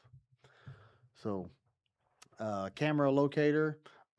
Camera locator that we use would be different than what Ted uses. We use we hit a point with getting things together with Scott Neal, our engineer, where we needed to locate private sewer lines when we're doing replacement for um, the sewer crew, and that's something that we need to do. It also helps us locate smaller portions of things. This would be a Milwaukee unit, is what it is. It's a battery operated unit, just smaller, handheld that you can get into some smaller areas and camera some things out. The GPS locator that we are talking there is another part of that unit. It would actually once you put that unit down in there, you can locate those lines. You can just GPS them in. It gives you the coordinates, everything of that nature. You would be able to put it in your mapping system at that point. It's just a good add-on. So that's something that we would look at. The CAD software, AutoCAD software is changing constantly. So we're looking at another upgrade on it. It's $4,300. It's not real expensive, but it would help us and give us the capabilities of doing some hydrology work that would help us in looking at doing some of the drainage things that the street department would do. The hydrology software we're talking about could actually help size tin horns and take some of that burden off the guys trying to do guesswork to make sure that they're getting the right amount of flow going through or under a street or a driveway. Is there not a CAD software that, most softwares anymore are subscription based, you don't really do upgrades anymore? Is there not a CAD software that does that? There is a CAD software that does it. Most of them now, they've separated them out. You don't buy a one and done. Each little bitty. You gotta buy, yeah.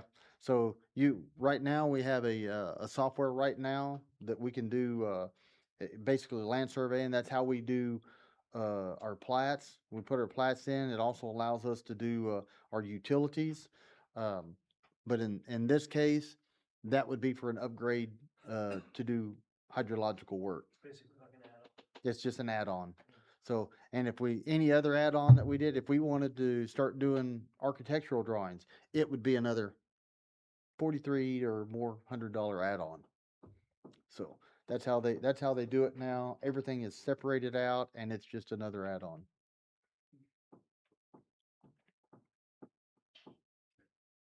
All right, thank you. Brian, Those two trucks, then welfare trucks, is that included in the 4 you were talking about? I think I think the 3/4 ton is included in the 4 this year. Something like that could eventually be like the enterprise. The half-ton truck, yes, the 3/4 ton, because of the specialized nature of it, would be something that we continue to buy. Or we think long and hard about moving a bed around, but that's a specialized truck that we're actually proposing we still buy. Okay, what I got is the road grader. It's the one we have is a 98 model. I'm just trying to replace it. And the one I have will get hand down to Jamie and he can put his old one in the auction. And then I've got a 10-wheel dump truck and that will replace the one that we put in the auction this year. And then all the snow equipment, it'll help with removing snow faster and more efficient, because the little plow, it helped out a lot this year. Yep. And then So gentlemen, just for everybody's edification, when it comes to snow removal in Salisaw, what you've got, with the exception of the single piece of equipment that we have that does both, you've got one truck that plows, followed by a truck that has a salt spreader or salt and sand spreader on it. Putting them both on the same truck obviously doubles your amount of coverage given the manpower that we have. So now I don't have 2 guys in each truck. Now I've got 2 guys in 2 trucks that are still 2 guys in 2 trucks, but they're not doing the same road. They're moving around. And for the longest time, the only thing that could actually plow snow was the road grader. So now we've actually got plows. We've got a plow in the front of a truck that's doing, you know, there's the truck and the salt spreader all doing the same thing.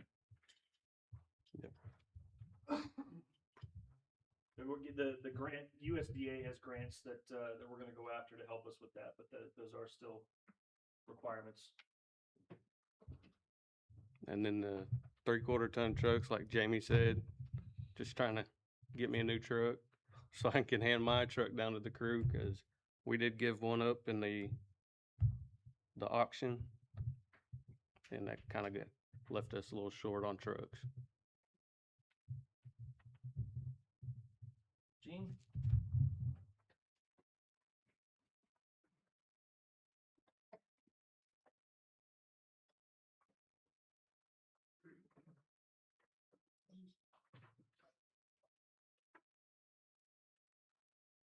The truck that I'm requesting is just a 3/4 ton crew cab.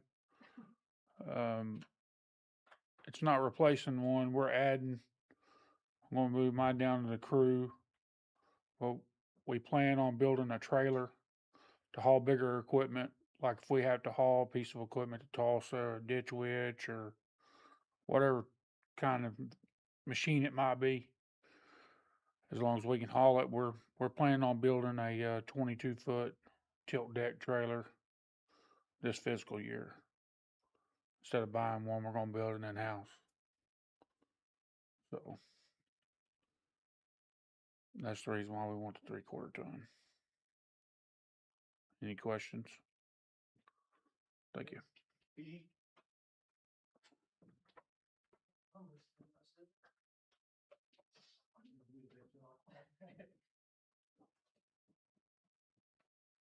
Almost asked Blakely to brief this, but you know. Well, we get the fire department, we can save money if you want to give us some of their money. 2 Tahoes as normal. We used to, for about the last probably 8 years, we buy 2. We'd give up 2 till last year. We bought 2 and gave up, I don't know, 4, 5, 6, passed them down and auctioned them off. So most of our units out there, several of them now, have over 130, 140,000 on them. What we do is either some will go to the auction, the 2 we get rid of, or to some of these other departments out there. I don't know how. However, city manager wants to pass them down. So, or Gene, but that's all we ask for is to replace 2 and get 2 because of the high mileage. You know, every call comes in, we're usually the first ones there, no matter if it's a CPR case, somebody dying, breathing baby. You know, so we're asking for our guys to be able to get there and be the first ones there and get there safely and quickly. The next one's tasers, if I'm not mistaken. It was council voted on it last year. It's a program where we bought tasers. It's with training as a lease program. is a 5-year lease, and that's just to keep the lease going on it. We bought Taser 10s. That replaces cartridges. Anything that goes wrong with them, they get damaged, ran over, anything that goes wrong with them. But like I said, that was on a 5-year lease. We have 4 more years on that lease program left on that. So that's not new. That's just to keep the lease going. That was already voted on for the 5-year lease. So Was there, somebody said something about y'all maybe going from Tahoes to Explorers? No, that's we was looking at those. They're cheaper. They're a little cheaper, but we've been with Tahoes. They've done well. You know, if we went with Explorers, we'd like 3 of them, but no, we've had really good luck with Tahoes. So that's where we're at there. They've been real good to us. So, but I don't know how Fords are. So anecdotally, we've asked around because there was also the idea of going to Durangos, but as you ask around and let other units or other PDs do your R&D for you, Durangos, nobody's using Durangos anymore, and there aren't a lot of departments on Fords anymore. You know, every time a new model year or not a new model year, but a new model of a Tahoe, or excuse me, an Explorer comes out, it's obviously on the table to talk about. But right now, there aren't a lot of PDs using Fords, and there's a variety of reasons for that. Here, with the terrain that we do, the Tahoe has a better entrance and exit angle than the Explorers do, believe it or not. So once you get off a paved road, which granted the PD doesn't do it often, once you get off a paved road, that becomes a little bit more important. I'd like to see that study.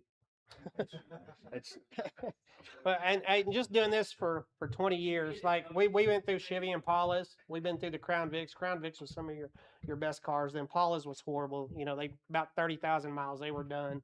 Tahoes, I mean, they're holding up 130, 140,000, you know, and still going. We don't have hardly any problems with them, so the maintenance, you know, they're not always down.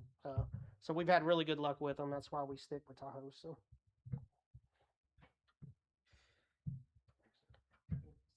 right, Les.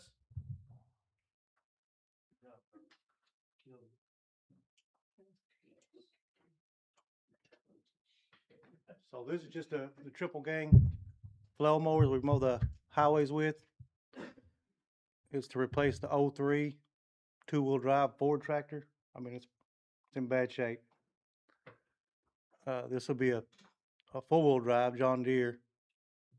Be a lot safer, and hopefully it won't require as much maintenance. As we Good question. something to keep in mind too is we're talking about, and Les just stumbled into it, and I forgot to mention it this morning.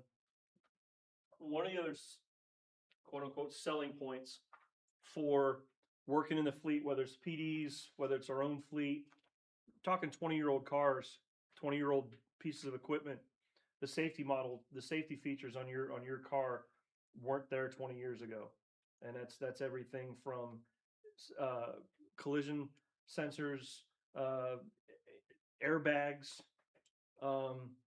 shoot some of that. Does that KC30 have seatbelts? Has to have seatbelts, theoretically.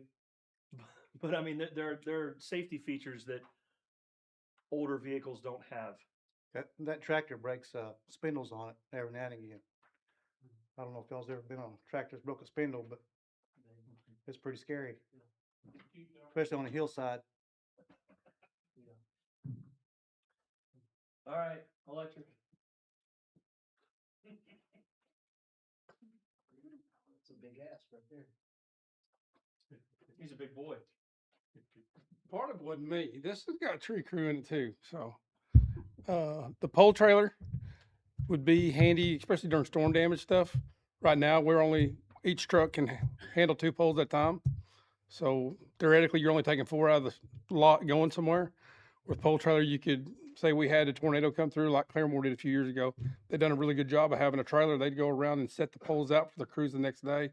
It'd be really handy for that, where you could haul 12, 15 poles at one time instead of running back and forth all day long grabbing poles. The digger trucks to replace our oldest one, it's our spare, which would move our newer one down to the spare. It's been around a while, been around longer than I have. It still digs, it's just slow. the winch works okay, but it's not, it's got the power that it used to have. You can't lift transformers and set them like you used to with that particular truck. The 3/4 ton truck, that would probably go to the foreman or crew lead. And the truck that they're driving now, I think it's a 13, it'd go down to being an underground rig to replace a 2005 model F-350. We'd deck it out where we wouldn't be taking bucket trucks to underground outage. We'd have all of our tools on one truck and run with it. The skid steer attachment. This is would be set up, well, it falls into one bigger skid steer as well. I'll knock out two with one. We asked for a bigger skid steer because they make an attachment now where you can actually set poles. For instance, you get off into where the Boys and Girls Club's putting in their new gym, that pasture land, you could take, theoretically, you could take a skid steer in there, you could drill your holes, and then you could take the skid steer back in there and set the poles with this piece of equipment. It's pretty new. I've never ran one.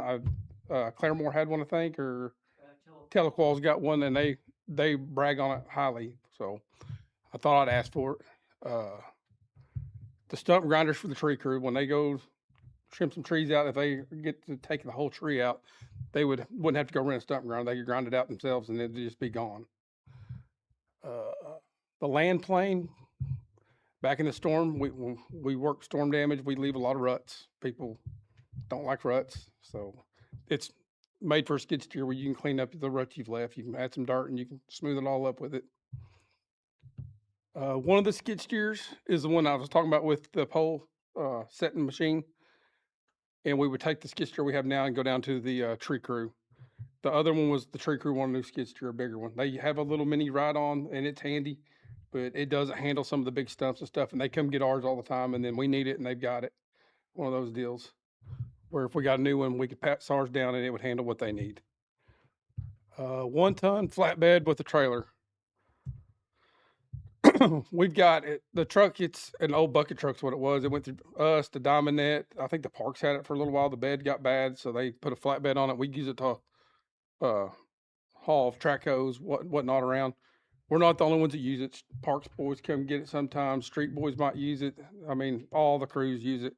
Us being up where we're at now, it's kind of a lot bigger inconvenience for sure now that when they come get it, we got to go track it down or they have to drive all the way up there to get it. Where if we had another set like that, we could leave one in town and one up with us. Either way. The SCADA system, that is a system, kind of works like the AMI that we're implementing on our meters for your residential, your commercial houses, but it's made for our substations where if we have a blink on the line, I would be able to pull it up on a tablet or a computer and say, okay, we had this kind of fault current that ran through this phase on this circuit. Or when the guys are working out on a pole and we're changing out a pole and you wanted to take it off of the reclose setting, you could just do it off a tablet. You wouldn't have to physically drive to the substation to put it on what we call one shot, where if say you got a guy that gets hit by electric, it shuts off that quick. Well, right now it's on reclose. It'll try 3 times before to kill it. So it'd be handy for not only safety wise, it'd be good for when we have a circuit off, we can see what phase on that circuit got hit and possibly narrow down where we need to be looking in town for get outages on faster and look for damage pretty much. But that would work on the north sub and both south subs. So the bucket truck, that is a little bucket that we have an old one that came from the tree crew. We gave it, they had it and then we got it. It's a 08 model Dodge that it doesn't have outriggers. It doesn't have a jib. You can work services out of it. It's good for changing out vapor lights or connecting services, but it's hard to work primary poles. If it's over 35, 40 foot pole, the truck we currently have, you can't hardly work out of. You have to be right underneath it. It's kind of like the old Diamond Net trucks. I mean, they don't have any outriggers on it. It's shorter. Where the new one I'm proposing, it's like what we have now. We have 2 of them. This would make our 3rd one. It's a 47 foot reach. So you got an extra 10 foot on the one we have now. Plus you can hang a transformer. You could lift phases with it. You can sag phases with it. You can do a lot more with this truck than you can the current one we have. And the backyard bucket truck, we have a backyard machine. This would be, the one we have now is made for setting poles or you can pin on a bucket. This one here is made to be a little bucket on tracks. So when we talked about earlier, you got to get into an alleyway or swampy, it's muddy, you can't get a truck to it. This is on tracks. You can get to a lot more areas. You can work a lot easier. The current one we have now, you know, you have to swap the bucket and you have to take the pole claws and everything off. And a guy on the ground has to run it. You have to trust the man down on the ground and run it while you're up in primary. This one you'd run it yourself in the air. So it's safer, it's more convenient. It cut down on times in backyards and alleyways on having to take the piece of equipment back out after setting the pole and putting the bucket on and going back in. So then it just save a lot of time and be a lot safer than what we're using now, but we get by. The lawnmower, we got one from Les last year at the new place, and she's a little rough. So it'd be nice to get something to maybe Les get one, hand a better one down, or us get one to keep up with our own yard work up there. And then the 55-foot bucket, it's 13 model. About every 15 years, you like to replace that truck.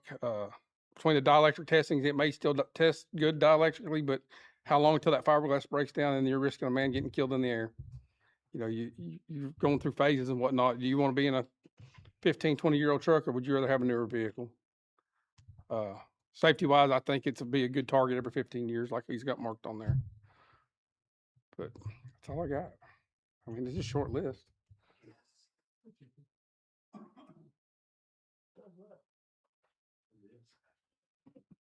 So the Fusion Splicer is just a piece of equipment that'll allow them to splice their lines a little faster. We get them one of these every couple years, I believe. Water treatment plant. Jared asked me to tell you guys that replaces the 2000-mile truck, he had to submit some parts now. Replaces an old truck instead of. Okay, Matt.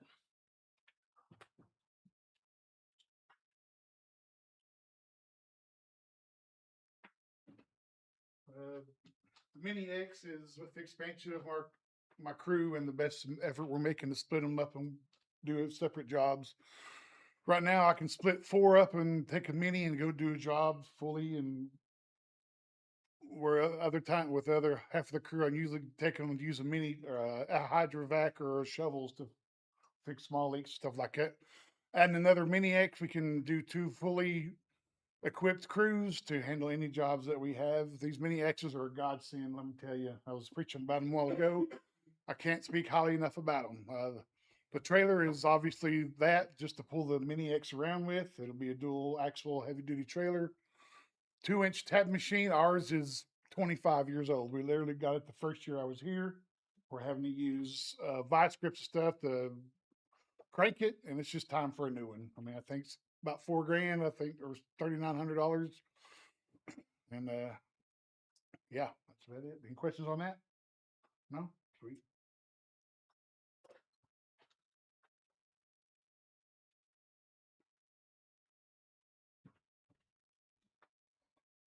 We need the truck to replace the truck that we have that it's got almost 300,000 miles on it, and CJ's gonna replace his truck with the new truck to hand down to us, and that's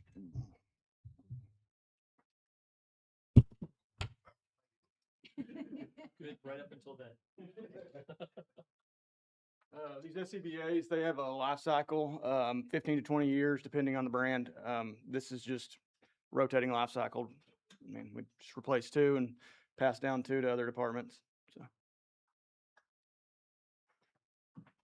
So this is a great example of an effort that we started last year, trying to life cycle replace pieces of equipment instead of doing it in bulk. So instead of replacing, how many SCBA's do you have? 20 for the fire department. Yeah, so 20 just for the fire department, but how many of those are all the same age? All 20 of them. Exactly. So instead of having a glut to replace or a bubble to replace every year, replace 2 at a time. What that means is, on the short side, that means some that aren't past their life expectancy are going to be replaced. Yes, but that saves us money in the long term. And there's other departments that can use SCBA's. The water treatment plant, the sewer guys can actually use CBA's that don't have to meet the fire department standards. So they're still usable. What we'll transition to now is what we recommend. So all day today, you've been hearing how we come up with a budget. You've been hearing what the different projects are, what the different options that we as staff have to look at. And this is the getting into the nitty gritty of what we recommend. And this is pretty much the last portion of the day. We'll go through this and answer any questions. So hesitated to show you the first couple slides just because it's just a different way. This is what we did last year. Showing you the first 6 are must funds out of the capital improvement. Those are leases. So we're locked into those to include, we add the building fund up there because again, if you don't roll it over and plan for it specifically, it doesn't automatically roll over and I wind up spending the money on something else. Okay. The next are, and that's out of capital improvement. The next are the leases out of the SMA. So what we put this in here for is before we even start talking about what we could do or what we can do for the year, we're obligated to $1.7 million just with our existing lease purchases and the PD and rolling over the PD. So the PD is a good chunk of that, but still it's 1.7 million that we put aside and either put aside and or spend. I don't want to say automatically, but we're already committed to those purchases. Okay. The next chunk, there are 13 and 19 are what we're recommending are also must funds. And you'll see there the 4 trucks, the F-250 tilt bed, and then the departments, that are requesting them. Okay. And as we move into the next 2 slides, this is where the cut line would come into, and then the next slide. And the cut line right there is that 1.477 million. And this is what we're recommending we spend the money on. Now, how this looks differently this year, because this is what we used last year, there are several pages of hidden slides as far as priorities and where all the rest of the projects fall in those priorities. We want to talk specifically about spending options with a branch plan. So we narrowed it down to 2. And just to review, the lease purchases are the same for each option, and they're must funds. Because again, we've got to, and again, we're talking about capital improvement. We're talking about lease purchases that are in some of them in their out years, but some of them that we just paid for a couple of years ago and are continuing to pay for. There's also approximately $800,000 of what we are saying are must funds as well. We can talk about this tomorrow morning, but we're saying that these are must funds. And what that would include is two PD Tahoes. And one of the items that we brought up or didn't bring up was replacing 2 Tahoes a year means the Chief's got a 12-year fleet. It's a 12-year-old fleet. So you're talking our patrol cars. There are patrol cars on the road that are 12 years old and that's how we've got 130,000 miles on a patrol car. Those vehicles get rode hard and put up wet a lot of times. Again, Gene's guys do a great job of keeping them on the road, but that is a hard 130,000 miles on those vehicles. It's not like your mine personal vehicles. Okay, so 2 Tahoes a year gets us to a 12-year-old fleet, and there you see the must funds. Okay, and we talked about the booster pump. We talked about the animal control building. The 4 vehicles we recommend replacing this year: the animal control box truck, Fleet's F-250. Electric's 3/4 ton, and the water treatment plant's 1/2 ton. The branch plan that we talked about, this is where the lease comes into account. If we go with the lease, we recommend still buying the box truck, still buying Fleet's F-250. We lease 5 vehicles, the 5 vehicles we talked about earlier today. We also we go for the energy assessment pilot program, for $15,000. We insulate the airport hangar. And we also get the GPS locator for community development. That actually saves us, instead of being the $234, that branch plan only costs $221. So we actually save about $13,000, give or take, by using the branch plan versus going with the must fund. Okay, so again, this is the must fund with the branch. This is the same in both options. The first option, again, our cut line's 1.477. It's Badgerly Water Loop for 670 grand. And then those two categories of must funds. Again, if we use the branch plan, we'll save that 12 grand. But that's option number one. Any questions on option number one? Not exciting, not sexy, but a good chunk of money. Option number two, we'd purchase a flail mower for the parks. We'd get the nutrition center roof. We'd get the aeration basin. Again, we'd maximize our internal labor to get that cost down as far as possible. We would do just the clear well for the 150 grand. We would purchase, here's where you've got a divergence in option two. We can either do the feasibility study for 75 to 120, or we can get the excavator, the trailer, the flow meter, the lawnmower, the thermal camera, the 24-foot gooseneck, and the SCADA. Okay? And again, we'd recommend you've got the must funds or the branch plan to do that with the vehicles. Okay? At a glance, what this looks like is we do one project of deferred maintenance that's been deferred since the mid-'80s, or we purchase several pieces of equipment.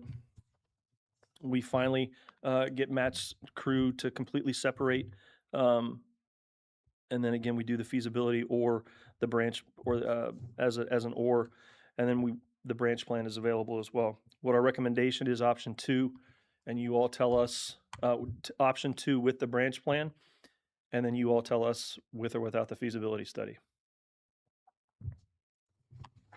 So, and then the last 6 or 7 slides are the rest of these the rest of the requirements.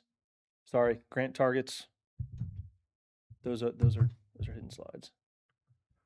Miscellaneous funded items. So these are the items that we're funding through the general fund in their operation, in the individual's operational budgets, or specifically out of the SMA. Just briefly going through this, the carpeting, the cost of service study would be funded. All of these are funded, or we're proposing they're funded. AMI portal, the fuel farm design, a lot of the things that you've talked and heard us and discussed already today. The signal upgrades. So all of these would be paid for in their operational budgets, or capital improvement, or straight out of the SMA. And again, streets and alleys. You heard Kaylee could talk about it today. We do recommend doing the Elm and Cherokee intersection out of the street and alley fund. The soccer fields you see there out of the youth and rec. Okay, so this is the total miscellaneous projects that we would fund, $2.3 million, and that's how it breaks out by fund. The turnout gear, the SCBA, and the vehicle bay lighting, again, just as Kaylee talked about it today. The SCBA would come out of the general fund, where the other two would come out of the fire fund. What does it all look like? This is what it all looks like. $4.6 million funded, and that's actually an 8.4% decrease from what we proposed in 26.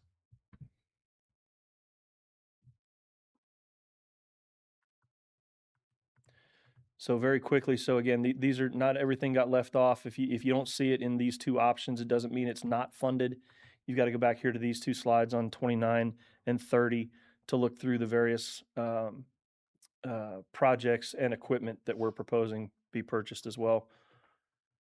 But these are the big chunks, if you will. The big muscle movement is either doing the Badgerly loop or the additional equipment, and then telling us if you want to do the leasing program or purchase 4 vehicles. And again, like we talked about this morning, if you see something quote unquote below the cut line that you would prefer be brought up above the cut line, fine. We just have to do a 1-for-1 replacement or a 2-for-1 replacement, whatever it is. What can't move is the cut line.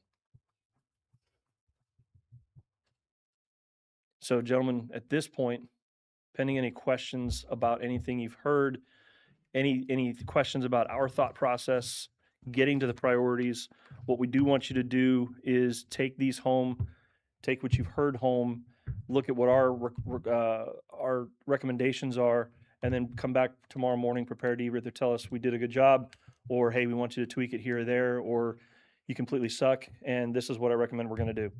and then we'll talk about it. But the goal tomorrow morning in the first session, however long it takes, and honestly, the rest of this stuff is, it's not filler, it's important information, but it's not nearly as important as coming out of this with a direction and guidance specific from you all. Because that's what you'll see, that's what Robin needs to finish out the documents, and to finish out the budget for next year for you all to look at and approve, review and approve on June 8th. So are there any questions about any of the specific projects we talked about? Any of the specific equipment we talked about? Or anything about why we prioritize what we did and or the thought process behind it? The directors will be here tomorrow morning to answer any questions that you may have that come up overnight. Has it ever been, I'm not suggesting we do this right now, probably should have been looked at in 2021 when interest rates were below 1, but have we ever thought on some of this deferred maintenance stuff that we're so far behind on? Has there ever been any discussion on more of a lump sum, you know, even debt to get some of that stuff caught up? Because some of this stuff, you know, especially talking about the water tanks and things earlier, you know, there's some of this stuff that is pretty scary that it's been that long without any maintenance. And I mean, at some point, something's gonna happen. We're gonna get caught on something that's gonna wind up costing us 10 times what it should have cost us. So in the past year and a half, no. I'd look at Robin and Kaylee to help me out as far as historically speaking. We have talked about, you know, like some small term loans. I didn't fund any lease purchases this year because I'd like to get, there is one falling off and then one falling off beginning of the next year. You know, we could do some equipment. Yeah, and I'm not saying that now's the right time to do that with interest rates where they are, but the cost of borrowing is extremely low You know, I don't and know below what inflation. USDA has out there on small interest, you know, loans or how much we could possibly get. But we've had talks of it in the past, but we've never really went out and got any quote after interest rates just kind of skyrocketed. Basin is probably the prime example of what you're talking about. We got lucky, I think. Maybe The aeration basin or the water treatment plant basin? minor basin. We've been talking about it. Yeah, so, yes, sir. So, several years ago, that was estimated to cost about $370,000 to do it a certain way. Last year's quote was about $500,000 to do it the same way. We came in, we re-engineered it, re-wickered it, did a lot of the prep work ourselves, and were able to get that price down. But that's a great example of something that was deferred that wound up could have cost us several $100,000 more than it would have. Maple Pinto Badger loop right we're looking at right now, Scott has updated that quote nearly every year. 1 year he updated it twice. And I know, that's my fault. now it's $630,000 to do that project. So, and it is permitted. That's one reason that I kind of had it. I mean, all this other stuff that's needed, but one reason I had it kind of at the top of the list. How much more is that going to continue? And if you, yeah, and if you remember last year, that was the first priority underneath the cut line last year was that project. It's a great example of something that's been deferred and doesn't get any cheaper every year we go through this. Just since I've been here, that's gone up. Oh, it was the first estimate I saw was $520 or $570, and now we're up over $600,000. So it's not getting any cheaper anytime soon. But yeah, I believe it's the side load truck, the 2020 side load truck falls off this year. There's something else that falls off this year. I just can't remember what it was. You know, one thing that really kind of had me concerned this year is if the PD found an option or something for a building and say we didn't end up, they found something within the scope of the $975,000 before we started the demo of it. cash flow pretty easy with capital improvement that we funded this year. If that money was to be spent tomorrow because we found something. You know, the cash flow for capital improvement is as much as a half-cent sales tax every month coming in, however much we had for carryover from the prior year, and then however much we budget for the SMA to transfer in there. So I think last year we transferred 300. This year I bumped it at 6 and then reduced the transfer to the infrastructure. So it's a juggling act. It's, you know, when Brian asked me, where's our cut line? That's kind of hard to give a cut line because of how the money comes in and where it's moved and where it's coming from. You know, you might have to reduce your transfer to infrastructure to increase your transfer to capital to fund this, or if he wants to shift step into the operational budget, where you're gonna have to increase your transfer to your operational budget, and then you're gonna be able to fund less in your infrastructure and your capital. So it's just a juggling act. You know, what you wanna fund, what needs to be done first. If that cash flow isn't there, you know, like if you do away with your reserves and stuff, and you fund the 600, let's say that money is gone, and you fund the $670,000 project this year.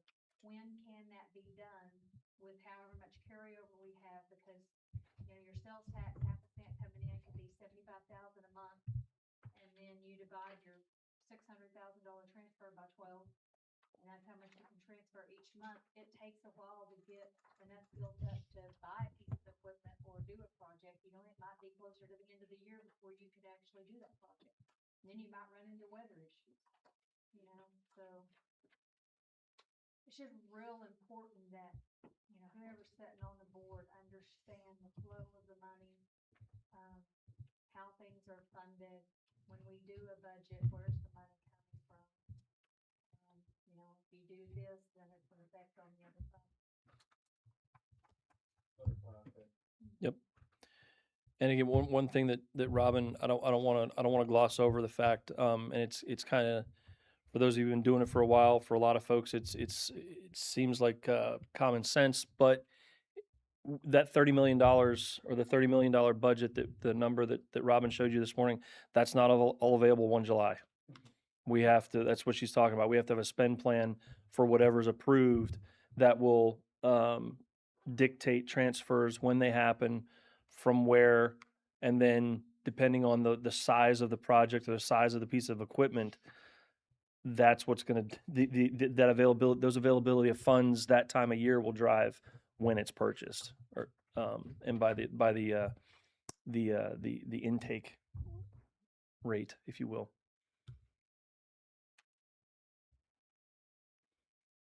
Okay. Anybody else got any questions before they go home and brainstorm on this tonight? If you need any additional information tonight, please reach out, myself, Robin, any of the directors. Outside of the meeting, we obviously can't talk to you to build a consensus, but we can answer questions individually. Yeah.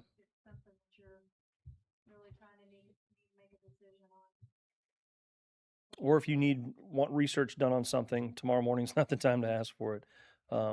We'll get done what we can get done tonight, obviously, but yeah, don't sit on questions, please. If there's nothing else, then gentlemen, that's all we have today.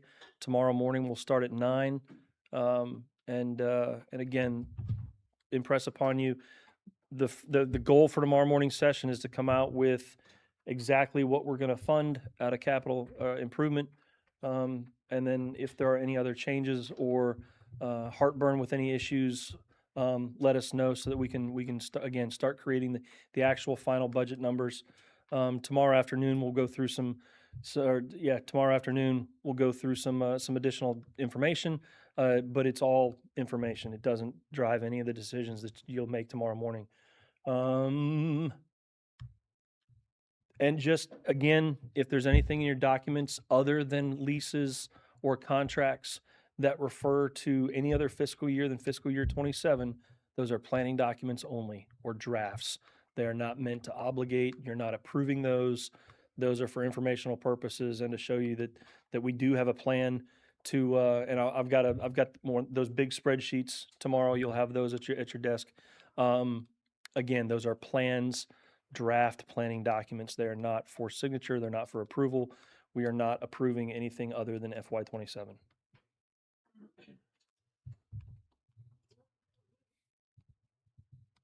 All right.